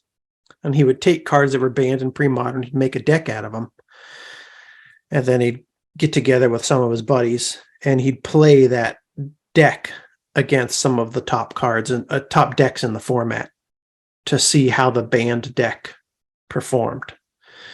And he built the Demonic Consultation into the blue-black Stifle Knot deck.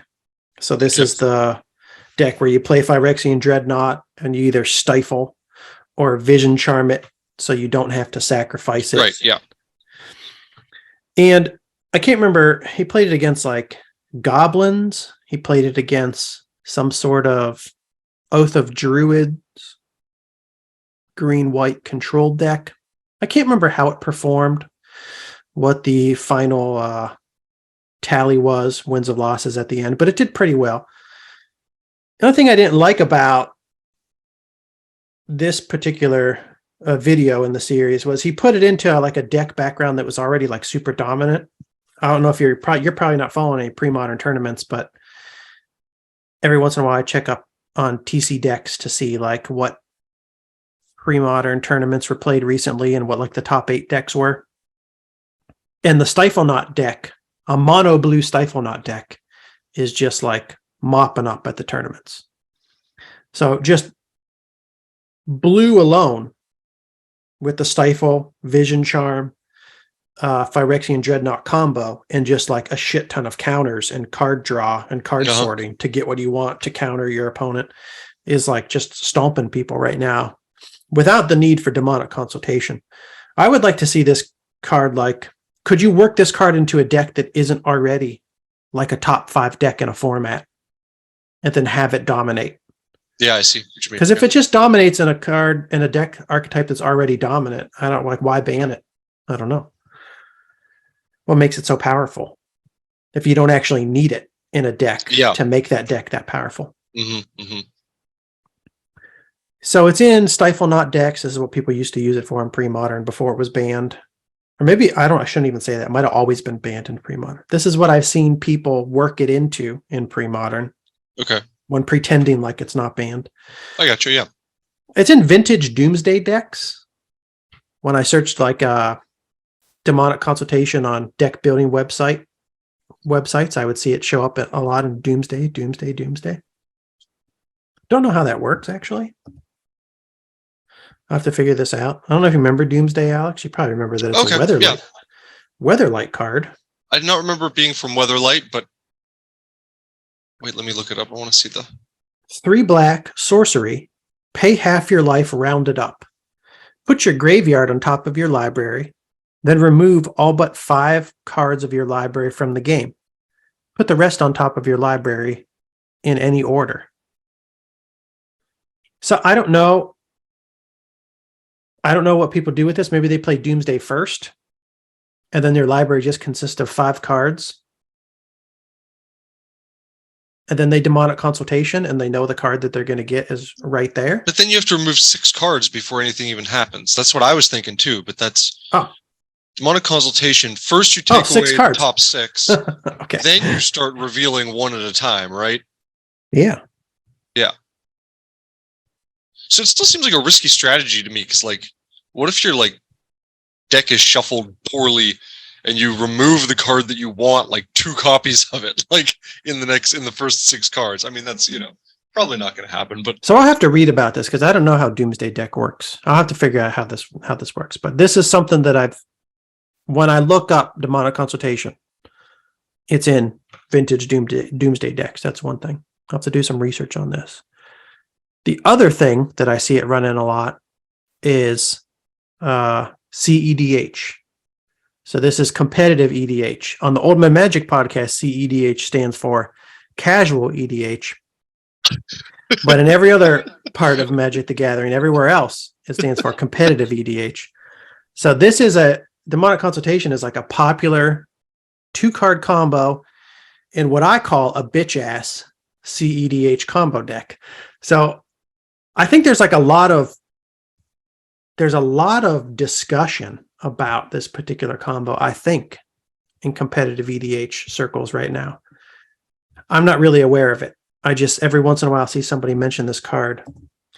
And as a total outsider, I look at this and am confused actually as to why people would want to play this. It doesn't seem like very exciting type of Magic for me, but that's just me. Some people just like to do things on turn 2 that immediately end the game if your opponent doesn't have a counterspell. This is the kind of thing that is. I don't really like that much. I don't like that type of Magic. I like Magic with a little bit more interaction, and I need more interaction than just like, do you have a counterspell or not? And if you do have a counterspell, do I have a force of will or not? And then if I have a force of will or not, do you have a force of will or not? I don't love that type of Magic. But the card that Demonic Consultation's comboed with all the time in CDH is this, Thassa's Oracle. I don't know if you've seen this card before, Alex. I don't think so. I've never come across it. Is Theros the first print? Prior to learning about this combo and trying to figure out what people are doing with Demonic Consultation right now, I think this is the first printing. Okay, cool. Make it bigger. I can't read that. Thassa's Oracle. So remember, Demonic Consultation is 1 black. Yeah. Thassa's Oracle is 2 blue. It's a creature, merfolk wizard. It's 1/3. And it has a lot of text. When Thassa's Oracle enters the battlefield, look at the top X cards of your library, where X is your devotion to blue. I don't know what devotion to blue is yet, but I don't think it actually matters for this combo. Like, I can understand the combo without knowing what that is. Does it just mean how many blue permanents you have? I don't know. It might mean that. Put up to 1 of them on the top of your library and the rest on your bottom of your library in a random order. Now, this is the important part. It says at the bottom. Okay. So I never make it all the way to the end. If X is greater than or equal to the number of cards in your library, you win the game. So this is the key part. I see, yeah. Each blue in your mana cost of permanents you control counts toward your devotion. So it's not the number of blue permanents, it's the number of blue mana in your permanents casting costs. In your permanents casting costs. So what people are doing is they're casting. So basically you need 3 mana sources, 2 blue and 1 black, to end the game if your opponent does not have a counterspell. Because they play Demonic Consultation. They name a card that is not in their deck. This, I think, Demonic Consultation should be errated to where you have to name a card that's in your deck. Fair enough. That seems like an easy way to, fix this. Exactly. So they name a card that's not in their deck. They remove every card in their deck from the game, so there's just nothing left. And then they play Thassa's Oracle. Mm-hmm. And since it's 2, your devotion is 2 now because of Thassa's Oracle's cost. Then they win the game. Yeah. That's crazy. This is what people are like salivating over right now in CDH. This is like a great Magic game to a lot of people. Just to like Demonic Consultation for a card that's not in your deck, remove everything from your deck, and then just play this Merfolk Wizard and go, I win if you don't have a counterspell. I don't know. It's like, why even bother going to the gaming store? Sitting down and playing. You know, why not just like, I don't know, flip a coin? Exactly. I'm going to win. Now, I mean, it's not that there's no skill at all involved in building a deck like this that goes off consistently. You still have to get the consistency. It's cool that someone came up with it. The first person to ever think of this. It's very creative. Great. Maybe you deserve to like win a tournament for that. Maybe like, but then they should fix it. Exactly. That's how I feel about things like this. There's an excitement of being the person that first figures out a combo that nobody else figured out. Like imagine you'd never heard about Demonic Consultation or Thassa's Oracle. You sit down here across your opponent, and then in turn 2, because he has like a Lotus Petal or something, he goes, I win the game. And you're like, what? And then he just does that through the whole tournament. He or she. Yeah. They just tear through everybody. And then this is the point where after this tears through a tournament, somebody should step in and say, okay, we have to ban this now. Now, there's a whole ton I don't know about Commander. Maybe there are so many other powerful things that are going on in Commander right now that this isn't tearing through every tournament. But it is a huge combo right now, and I think it is tearing through a lot. So other people that are more involved in the competitive... It's very fast. Very fast combo. It's so fast. It's so fast. And yeah, like you said, if you're at a table with, 3 other people, there's a good chance that one of them will have a Force of Will or a low casting cost counterspell to play, or they could maybe lightning bolt this or something. But they work. No. Because it just happens when she enters the battlefield, right? So like killing her doesn't help. Yeah, you need the counter. You need to counter. Now in a 4-person commander, maybe it's more likely that it will be more likely that somebody will have a counter. Somebody will want to counter this. You could also just save it until later and, have some counter spells with it, and then you still only need 3 mana, and then you have mana left over for counter spells or whatever later in the game. So it's still, great combo later.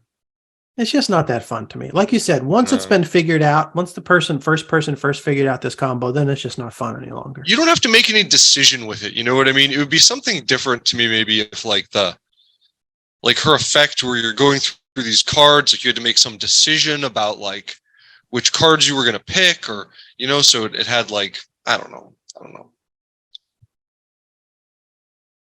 Yeah, I don't like it. I don't like super fast combos like that. It's like you said. I think that it's more fun when a game gets to evolve over several turns. I want it to evolve. Yeah, I was like, I want my Magic game to feel a little bit like chess, and I don't play chess. So then I thought to myself, what are the fewest number of turns you need to end a chess game? Can anybody end a chess game on turn 2? Close, if not then, but yeah, I mean, you can, like, if someone moves 1 or 2 pieces out of position, then you can threaten them with your queen from like across the board as soon as you can move her out. So I don't know if that's 2 turns or 3 turns. I don't know anything about chess, but pretty fast. But I think your opponent has to make a pretty like rookie mistake in order for that to happen. It would have to be me against a grandmaster or something. Yeah, me who's never played chess. I don't think it happens often. I don't play chess, but I have watched people play chess, and I haven't seen games end turn 2, turn 3. I did some Googling the other day, and I was like, how many turns does it take before an average Magic the Gathering game ends? And a lot of what I was seeing was like turn 10 on average. Now, these were kind of old posts. I think today it's more around like turn 5 on average. Mm-hmm. That's still a little quicker than I like. I saw people talking about Commander, and they were saying they were using some numbers like that as references. They were talking about how in a certain group, a lot of their games are going to about turn 10, and then someone's trying to win, but they were saying that's kind of a longer game. And in more competitive games, it'll be less than turn 8. Okay. That's still time for some things to evolve, though. Yeah. But like you said, faster games, maybe turn turn 4 or 5. For some strategy to come into play, for some people to have to make some decisions. Yeah, things like this, it's just, okay, I have these 2 cards in my hand, game ends now, unless you have a counterspell. I'm not that into it. Demonic Consultation isn't the only card people combo Thassa's Oracle with. They can do, sometimes they do it with Hermit Druid. Demonic Consultation, though, I think is the only card that you can do it this quickly with, because it's just a 1-mana instant. These other combos are a little bit more fair to me because they're not 1 mana. Go through your whole deck with the Demonic Consultation effect. You know what I mean? It's like you could do it with Hermit Druid, but Hermit Druid is 1 colorless, 1 green, so it's 2 casting cost. You have to keep him on the battlefield for at least a turn before you can tap him. He's a 1/1. He's vulnerable. You have to then tap him and pay a green to get the effect activated. And you have to have no basic lands. And you have to have no basic lands. So like this is a little bit more acceptable to me. Yeah, I see. I'm not the one that makes the rules, but there's like far more limitations here. You see it coming. He has to come out 1 turn. They have a chance to respond. Exactly. And you have to have a deck with no basic lands. So that's a limitation you have to build into your deck. Let me think there were some other things I saw people do too. Sacred Guide. They combine Thassa's Oracle with Sacred Guide. Sacred Guide is a cleric from Tempest. It's 1 white, 1/1. So it's 1 mana, but again, it's 1/1. It's vulnerable. It has to sit around for a turn before you can activate its ability, which again, you have to pay mana for. 1 colorless, 1 white. Sacrifice Sacred Guide. Reveal cards from your library until you reveal a white card.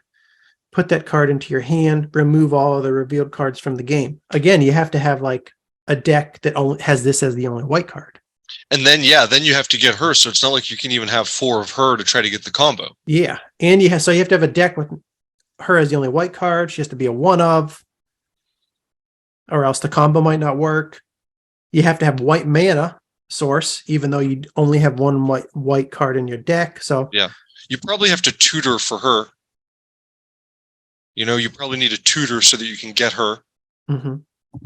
Because if you don't get her in your opening hand, you're going to want to get her then on like turn 2 or whatever. Thought Lash, this is a card from Alliances that when I saw this had gone up in price, I was like, why? Never thought about playing with this. I don't know if people are playing this with Thassa's Oracle a lot or if they're doing a bunch of other things with it too. They might be doing a bunch of other things with it. 2 colorless, 2 blue. Were you going to say something about how weird I was just the art going to is? say, this was another one that I sort of felt like I should have, because I was like, this was a card that I thought was bad, and like I probably got stuck with it out of a pack, but I don't have it. Enchantment, cumulative upkeep, remove the top card of your library from the game. If you do not, remove your library from the game and bury Thought Lash. So you could just be like, I refuse to remove the top card of my library from the game. Yeah. So therefore, you just remove your whole library from the game and bury the Thought Lash. Wrote it that way. It's weird. 0, remove the top card of your library from the game to prevent 1 damage to you. But the idea is you get Thought Lash out, you remove everything from your library, and then play Thassa's Oracle. But this is 4 mana. Yeah. I got another one, Alex. Oh.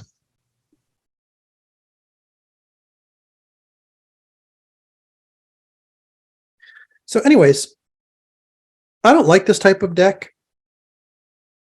I wouldn't play any of these cards with Thassa's Oracle, but they're all a little bit more fair for one reason or another than the Demonic Consultation version. Paradigm Shift from Weatherlight. 1 colorless, 1 blue. Sorcery. Remove all cards in your library from the game. Shuffle your graveyard into your library. Oh, okay. So you kind of have to not have a graveyard I know this also card. when you play this, right? Yeah. You could do this immediately, but you have to have no graveyard. Which isn't hard at the beginning of the game. Yeah. So that's not, that's pretty fast too still. 1 colorless, 1 blue. Sorcery. It is still pretty fast. It's but 1 more than Demonic Consultation. 1 more than Demonic Consultation. I got another one, Alex. Another one? This is the last one I thought of that you can run with it. I shouldn't say thought of. This is the last one I heard about from a video. I did not think of this. It was from a short. That card was expensive. Jeez. From Jake and Jeweler Magic. Is it really? Oh, yeah. It was. Oh, holy smokes. Holy.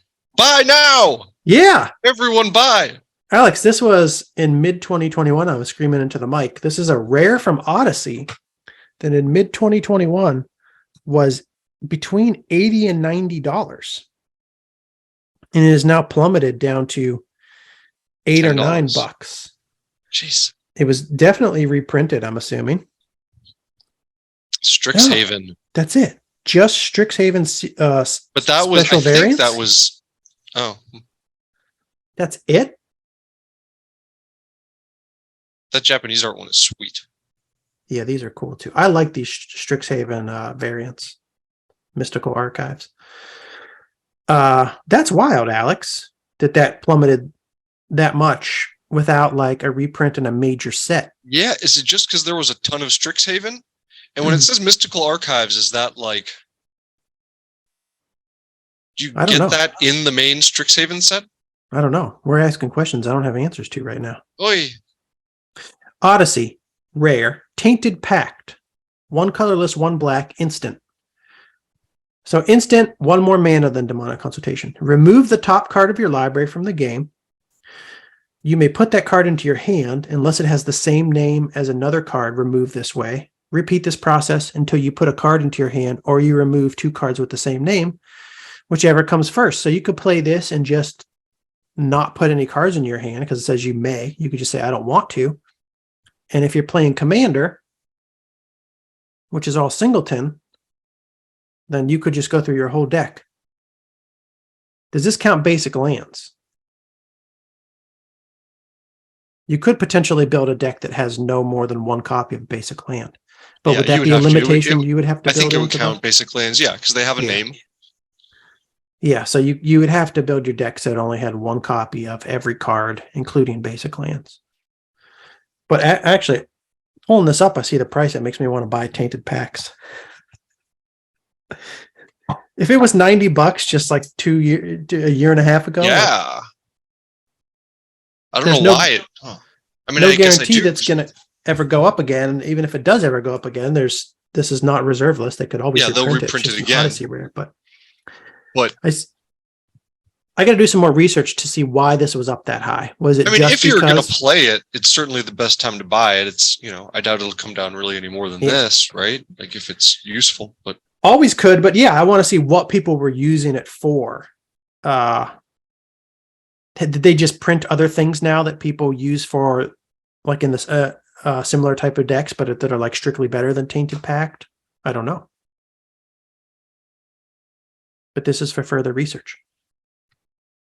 But yeah, those are all the things that you could run in combination with Thassa's Oracle. All the old frame cards that I'm aware of that you could run in combination with Thassa's Oracle. There's some new frame stuff too that I just didn't learn about.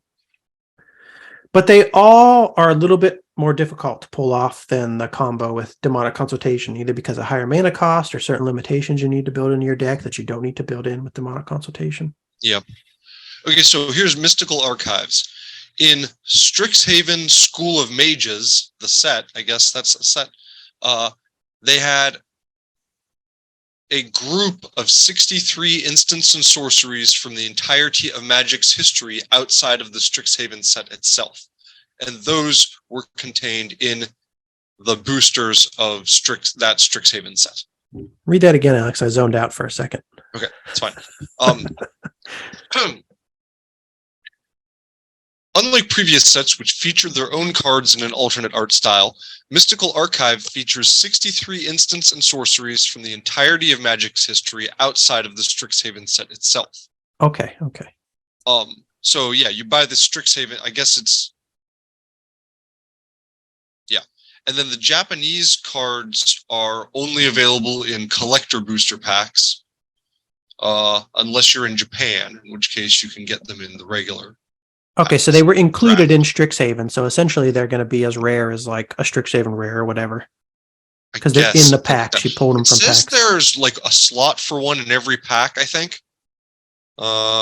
Every single booster pack will contain at least one Mystical Archive card. In set and draft boosters, it will always be the global version unless you're buying a Japanese pack. Okay. Collector boosters will contain a minimum of 3, with at least 1 always being a Japanese.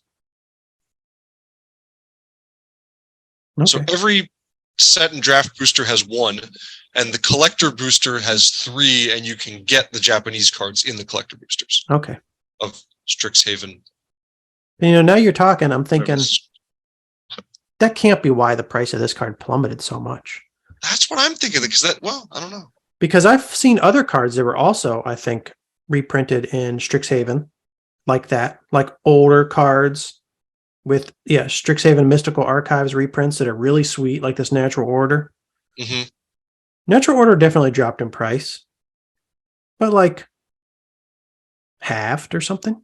Then it go from $90 to $9. If that was super, and if that was going for way more than it should have been, though, you know what I mean? Like That's if it was true. on a bubble already. It wasn't as bubbled up. Yeah. I don't know. Anyways, Alex, Natural Order. Is this a Don't do leopard or a cheetah? Don't do it. I still got to figure that out.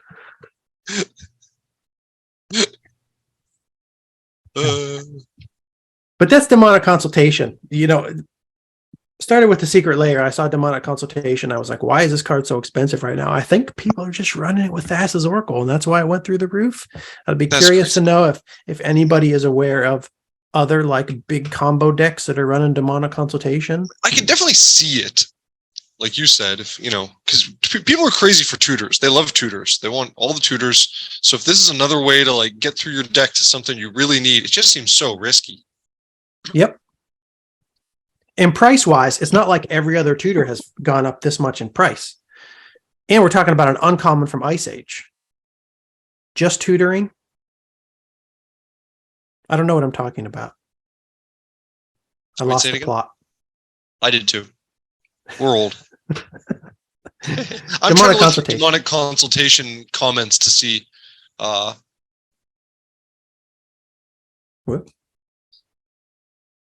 Are you looking on Gatherer? Yeah. All right. So Sensei's Divining Top is mentioned in here, and we all know that that's been a hot card. I do. I don't know what it does, but I have heard it mentioned many a time.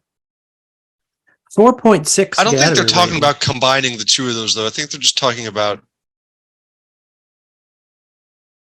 They're talking about using this to manage whether or not you might accidentally take out the card you want from the Demonic Consultation. Mm-hmm. So there's going to be no reference at all to Thassa's Oracle in the Gatherer comments, because the Gatherer comments stopped in 2013, 2011, or something. 2012. Yeah. Someone else says Soldevi Digger here. Yeah. Get out of here. Get out of here with your digger. This says if you combine it with Soldevi Digger, if you have a particular card you want to repeat endlessly. The best part is that you can still use it to search if you need that instead. Here's a comment from Lord of Tressorhorn. This card's a wonderful example of how the game has evolved. Similar to the famous Necropotent's worst Ice Age card and Dream Hall's worst Stronghold card, Gaffs and Inquest magazine. I remember a lot of people looking at this thing back then and deeming it to be utter crap. What if the card you need is in the top 6? This is the kind of thinking that I had. But again, I still think this way because I don't like building the type of decks that this actually does work in. But as Scumbling1 says, who cares how many cards are left in your library when you win the game? Demonic Tutor can be used by anyone for almost anything, even lowly mana fixing. Demonic Consultation is for people who really know what they are doing, and back then that number was quite small. Now that is true. We didn't really know what we were doing back then. We still don't really know what we were doing. Correct. The number is quite small, but also, even if I ever do get to the point where I really know what I'm doing, I still think this is limited to doing good work only in very particular type of decks where I you think will they should win the change game it as soon as you so draw that you the have card. to name a card in your deck. It doesn't seem to me like the spirit of this card was meant to mill through your whole deck To win a by game naming a immediately card that after you don't hit. have. Like Exactly. seems to me like a unintended effect of this card. That's how I feel. This is not the Magic the Gathering that Richard Garfield intended. Yeah. And if you really want to do that, use one of those spells we just talked about that cost 2 mana instead of 1. Yes. Yes. To play when you play the game that Richard Garfield intended. You're supposed to cast Crawl Worm. You're supposed to turn it Crawl sideways. Worm every time. Yeah. Crawl Worm Berserk. Okay, so here's one too. Laboratory Maniac. 2 colorless, 1 blue, 2/2 human wizard. Yeah. You're a Laboratory Maniac.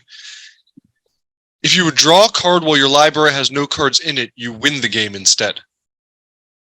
Innistrad. Human wizard. If you would draw a card. Okay, I was going to say, how do you draw a card where there's not? If you would draw a card where your library has no cards in it, you win the game instead. So you Demonic Consultation at the end of their turn, it's an instant, and then at the beginning of your turn, when you go to draw a card, you win. Yeah. Okay.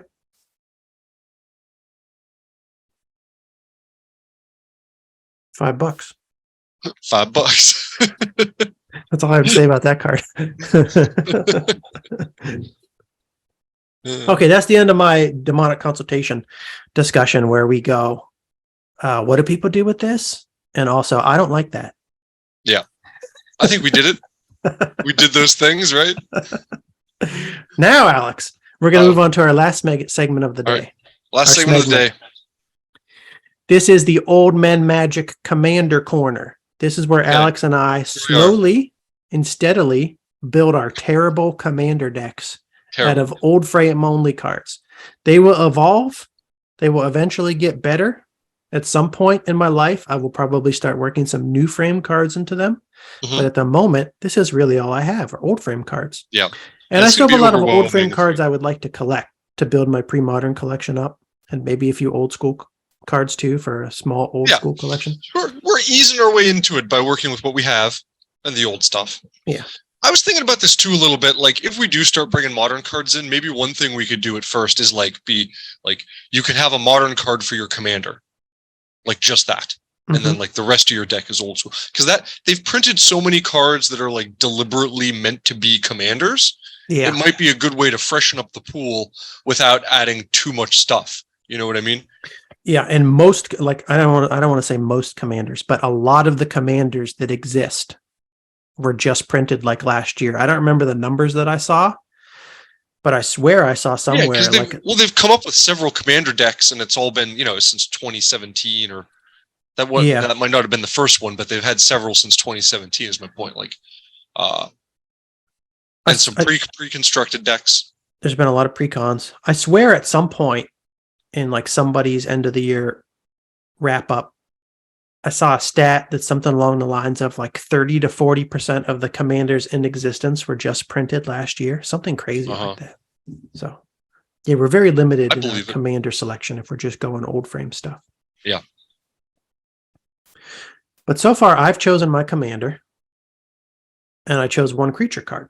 So 2 cards of the 100 that I'm still yet to. 2 cards out of my 100 card deck have been selected so far. Yes. 98 more to go. My commander at the moment is Jacque le Vert, aka Jacque the Vert. A lot of people don't love this card, but I wanted to start out with Classic Legend. I love Classic Legends. These were my favorite cards from Magic the Gathering back in the day when I was a kid, and I didn't have any of them. So now I'm building my first commander deck with a Classic Legend that is also affordable. Last week I added Keza, Summon Legend, 3 colorless, 2 green. Gives all your green creatures +1/+1. So I'm going to build a green creature horde deck. And today, Alex, I have a reveal. Today, Alex, I'm adding some manimals. Oh, well. So obvious choices for any sort of green deck, any multicolored deck with green. Just add in some mana ramp, some color fixing. I'm adding Birds of Paradise, Llanowar Elves, Quirion Elves, and Sky Shroud Elf. All right. Help me get some white, red mana. Scroll down. Ramp. Sky Shroud Elf is behind the pictures of our faces. The videos of our faces. It won't be when I do my editing. Do it now. I want to look at it. Okay. I can't scroll down. I have to go like this. I can't scroll down because it's just a slide. That's fine. It's no big deal. Do you not know what scroll? I do. I have some, but I just wanted to make sure there's a couple cards, and I wanted to make sure I was thinking of exactly the right one. Sky Shroud Elf is 1 colorless, 1 green, 1/1 summon elf. Oh, it's Tap not the to one I add was a thinking. force to your mana pool, and they can also filter. Okay, yeah. Play 1 I was colorless thinking- to add a white or red to your mana Yeah, pool. okay. Cool. I like Sky Shroud Elf. Yeah, that's great. Now you'll notice that Alex's commander deck so far is Bear. Bear, Alex ready? has not yet selected his commander, but I think today might be the day that he has Yeah, chosen a commander. I have some. Well, I at least have some cards for you.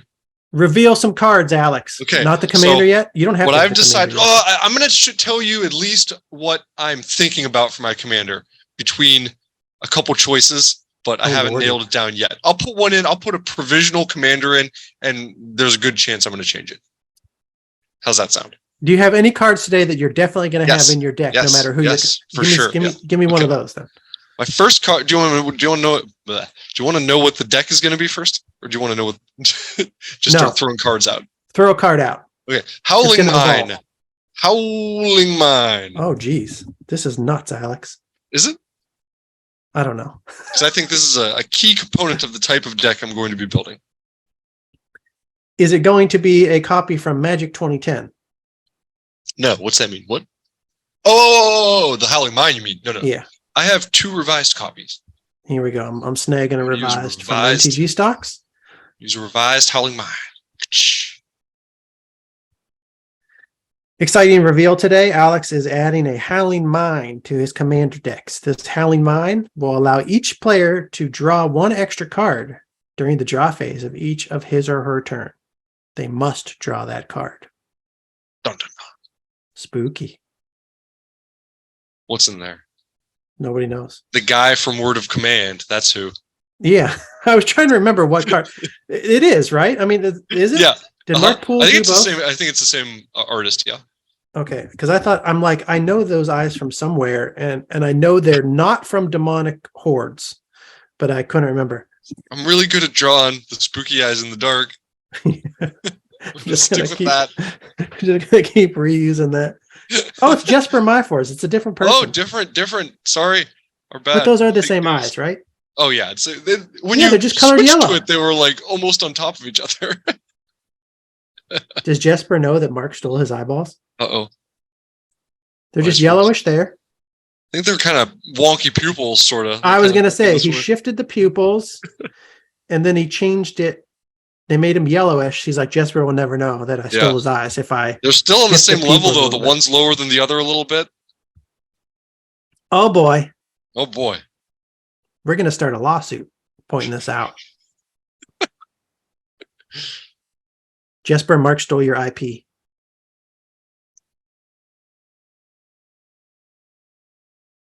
Anyways, it's probably not Mark's IP anyways. Wizards of the Coast probably paid him $10 for it, and then they own the IP. There's probably some guy at Wizards like photoshopped. Mark probably sent this with like just nothing in the mouth of the mine, and then some guy at Wizards was like, this would look better with some eyes, and he just photoshopped them from this artwork, stuck them in there.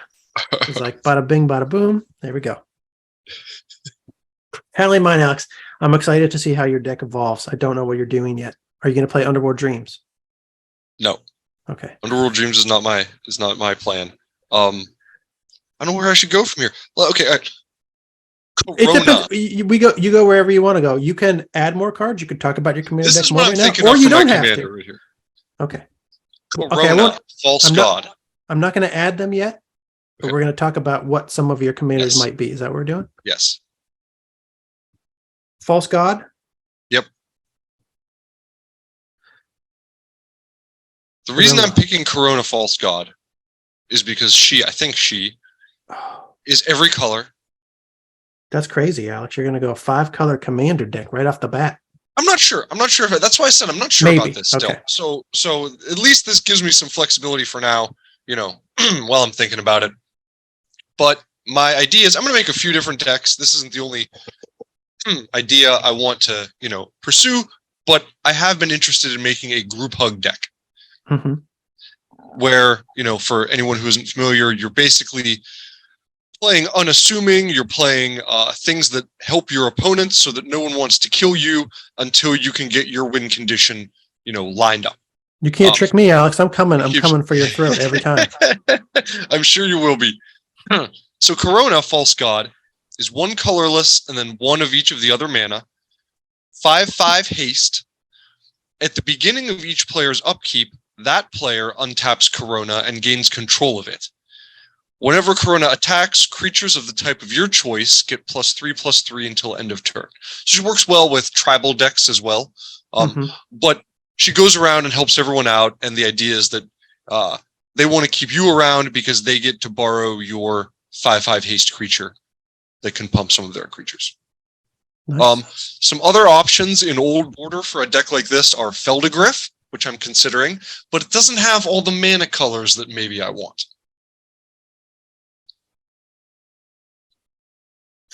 One of the commenters who told us that our decks are going to be pretty weak if we just limit ourselves to Old Border cards, which I don't disagree with.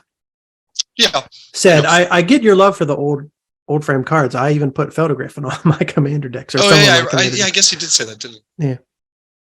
Feldegriff. This is a classic.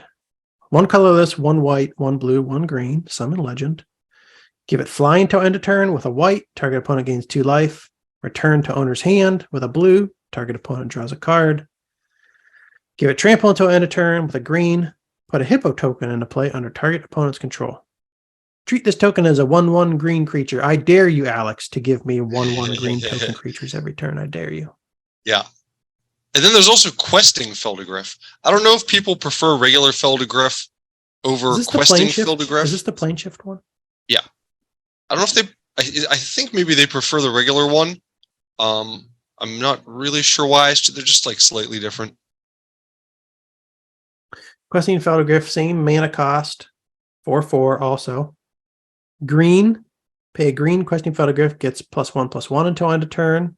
Also give target opponent a 1/1 green hippo. So it's token. +1/+1 instead of trample, right? Yeah. White gains protection from black and from red until end of turn. Target opponent gains 2 life. That's different. I can't remember why. Yeah. Can't remember how it differs. White was flying in the other one. They changed it to blue in this one, right? Wouldn't it blue be? Yeah, white was flying. That's weird. Yeah. Okay. I would automatically think blue should be flying. Yeah. I don't know why. Play 1 blue. Questing Feldegriff gets flying until end of turn. Target opponent may draw a card. I would go with the OG just because it's goofier. It's goofier. My question is, and I was wondering about this in respect to Commander, return Feldegriff to owner's hand. Okay. So if I return my Commander to my hand, my understanding is I think I can either then choose, I can either put it into my hand or I can choose to put it into the command zone, in which case then I would have to pay 2 more mana to summon it. But could I actually unsummon it and then just cast it for its regular casting cost? I don't know. As soon as you started asking this question, I figured that's where you're going to go, and I don't know the answer to that. So I'll have to look that up. Yeah, we have to clarify that rule. Do you have to pay 2 extra to recast your commander if it dies? I want to say no. And goes to the command zone? So what this says only? Is... Oh, no, this does... Okay. If a commander would be put into its owner's hand or library from anywhere, its owner may put it into the command zone instead. And does the extra 2 casting costs only apply if you recast it from the command zone? I'm double checking, but I think so. Because that's what we need to figure out. While a commander is in the command zone, it may be cast subject to the normal timing restrictions. Its owner must pay 2 for each time it was previously cast from the command zone. From the command zone. According to this, you can still cast it from your hand if it ended up there, I think. I don't see anything that says you can't do that. That's how I'm reading that. Since it says from the command zone, yeah. In that last sentence you read, I would think that if you cast it from your hand and not from the command zone, and if it would just be put into your hand, you may put it into the command zone instead. So yeah, that's how I'm going to read it. But you don't have to. So that right. So this would make Feldegriff better than questing Feldegriff to me because I can unsummon my own Feldegriff. Okay. To protect him. Plus, it's goofier, which makes it more fun. You're basically trading the ability to unsummon it for protection from black and red. I prefer the unsummon. So would I, yeah. So those are two options. I don't know if you want to hear about them, but I saw one or two modern creatures that might be fun, but we can talk about that another time. Whatever you choose. What do you want? I have one other thing I want to talk about too. It's very, very brief. It's about the commander deck. I'll throw them out there real fast, just because I thought this was kind of fun, and I don't want to lose track of it. For the Old Man Magic discuss modern commanders. If you don't mind looking up a couple of them real quick, I think I have 3. I lost them. Okay, I'm going to give you 3. We're going to start off with a rabbit wizard. Everyone loves a rabbit wizard. His name is Quain, Kwain. Quain, itinerant meddler. Ooh. He's 1 blue, 1 white, 1/3, and you can tap him. Each player may draw a card, and then each player who drew a card this way gains 1 life. Okay. So if you have this guy out, no one wants to kill you. You're just like drawing cards for everybody. Cards in life. I love the flavor quote on it. Why so slow? Why so slow? Hurry up. You never know what you'll find. It's like a rabbit. Yeah. So he's fun. This next guy just has an awesome name. His name is Glunch. Glunch.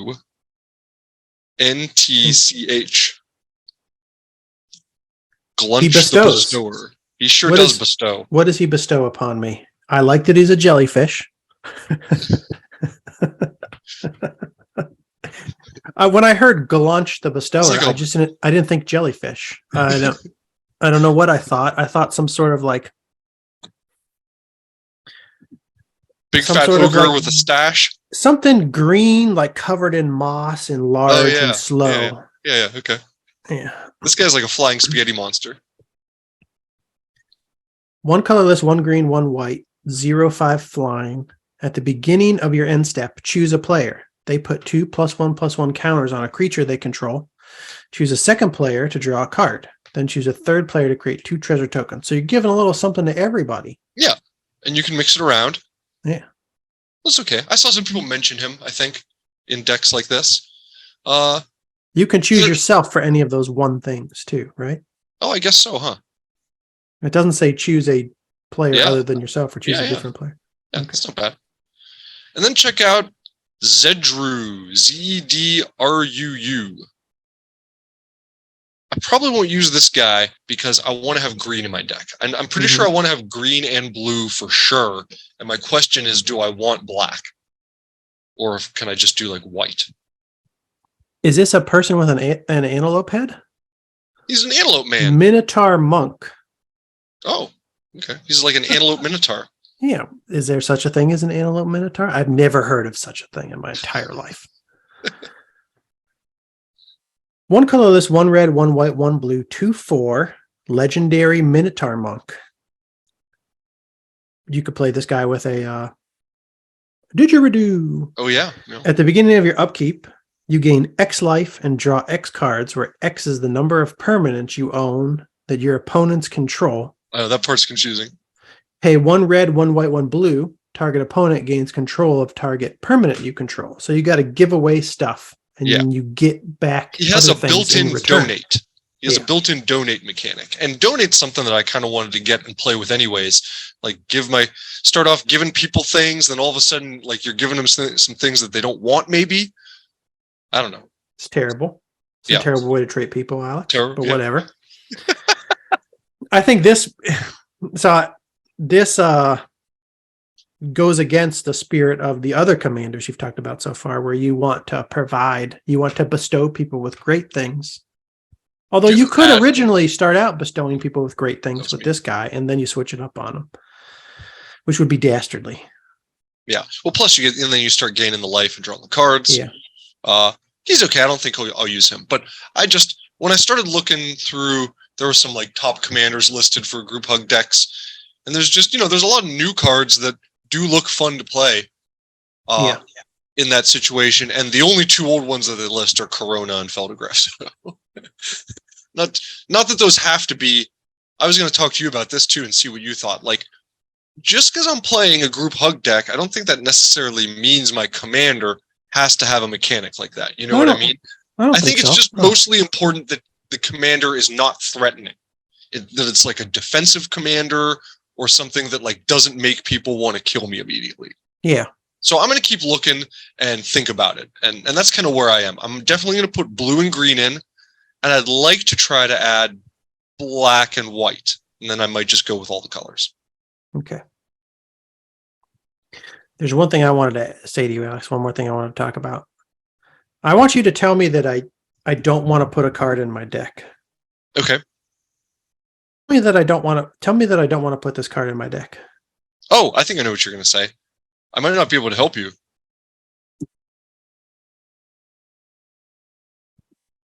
You're kind of lagging up Willow there. Satyr. Yes, I saw this in the show notes. And I won't do what you tell me, Steve. I think you should put it in.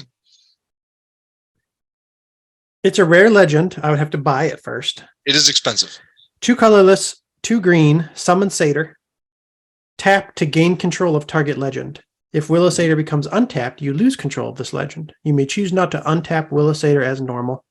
You also lose control of legend if Willow Satyr leaves play, if you lose control of Willow Satyr, or if the game ends. Okay, here. I will help you.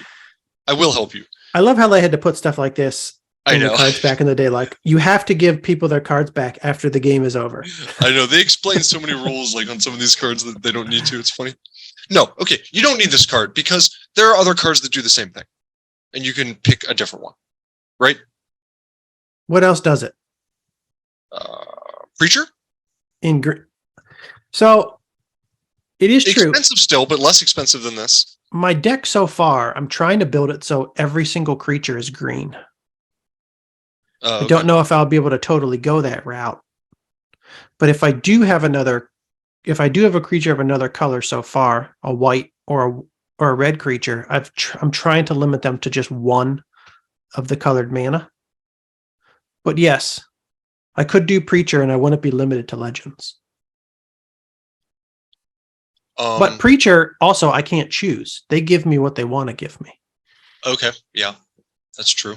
I'm trying to think what other creatures steal from your opponent but aren't blue, because everything's a lot of this stuff is blue. I don't need to steal a creature from my opponent, but I also like the flavor of this for Commander. Yeah, because it affects legends, for sure. It targets legends. Just like I said, I would love to play Caracas. That was one of the first things I got excited about when I heard about Commander, and then I found out it's illegal. I might have to jump on this if the price goes down to like 2019 prices. If I can pick it up for like $40, we'll see what happens to the economy in 2023. Maybe that'll help me decide whether or not I want to buy a Willow Satyr. If I manage to keep my job, what about? Is there something and this drops to $40? Is there something that would let you exchange creatures instead of just taking theirs, and then you could like dump one of their tokens off to them? I don't know. One of your tokens to them? That might be a good idea too, though. Yeah, because you might find that in red or green, maybe. Creature swap. Yeah. Still probably a blue effect, though. It's still talking about. I'll think about that one. Because, yeah, if my deck is working, I should have plenty of token creatures to hand over to people.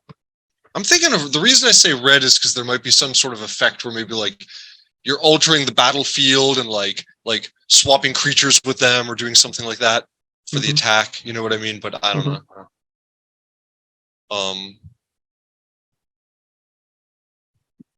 Yeah, I don't know. I'll think about it. What do you think of the art on this card, Alex? It's weird. It's like wonky, but I like it. Wonky. I'm glad you said that, because remember the other day? I said wonky about Bounty of the Hunt also. I think it was last episode. Yeah, I said, there's something I wanted to say to you about Bounty of the Hunt, and I couldn't remember what it was. And I said, it'll come to me eventually. And it did come to me eventually. Because guess who the artist is on Bounty of the Hunt? No way, really? It's the same. So this guy has some really cool art.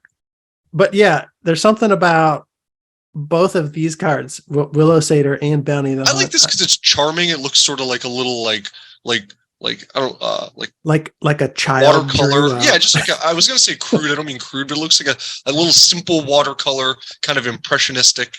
Yeah. I like the color. I like the color of the tree in the background. The satyr's a little weird looking. Wonky. You can say wonky. Yeah. That's all. Okay, Alex, I think that's the end of the episode for today. Okay. We discussed our commander. I remembered what I wanted to say to you about Bounty the Hunt.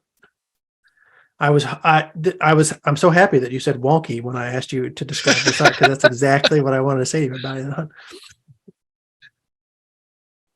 Say, okay, I think that's it for the day. I think that's the end of episode 23. Yeah. If anybody made it this far, thanks for listening to the end. If you haven't already, please like the video, subscribe to us on YouTube. You can also catch the podcast on Apple Podcasts, Google Podcasts, and Spotify. I think that's all I have to say for the day, Alex. Do you have anything you want to say before we end? No, thanks everyone. Tune in next time. I have some more cards for my commander deck already picked, and we're going to talk about some recent purchases maybe, and a few other potpourri topics. Wonderful. Talk to you next week, Alex. All right, peace. Hell yeah. Yeah. Hell yeah, Alex. We slayed another episode. Made it to the end. I'm trying to think what else steals creatures.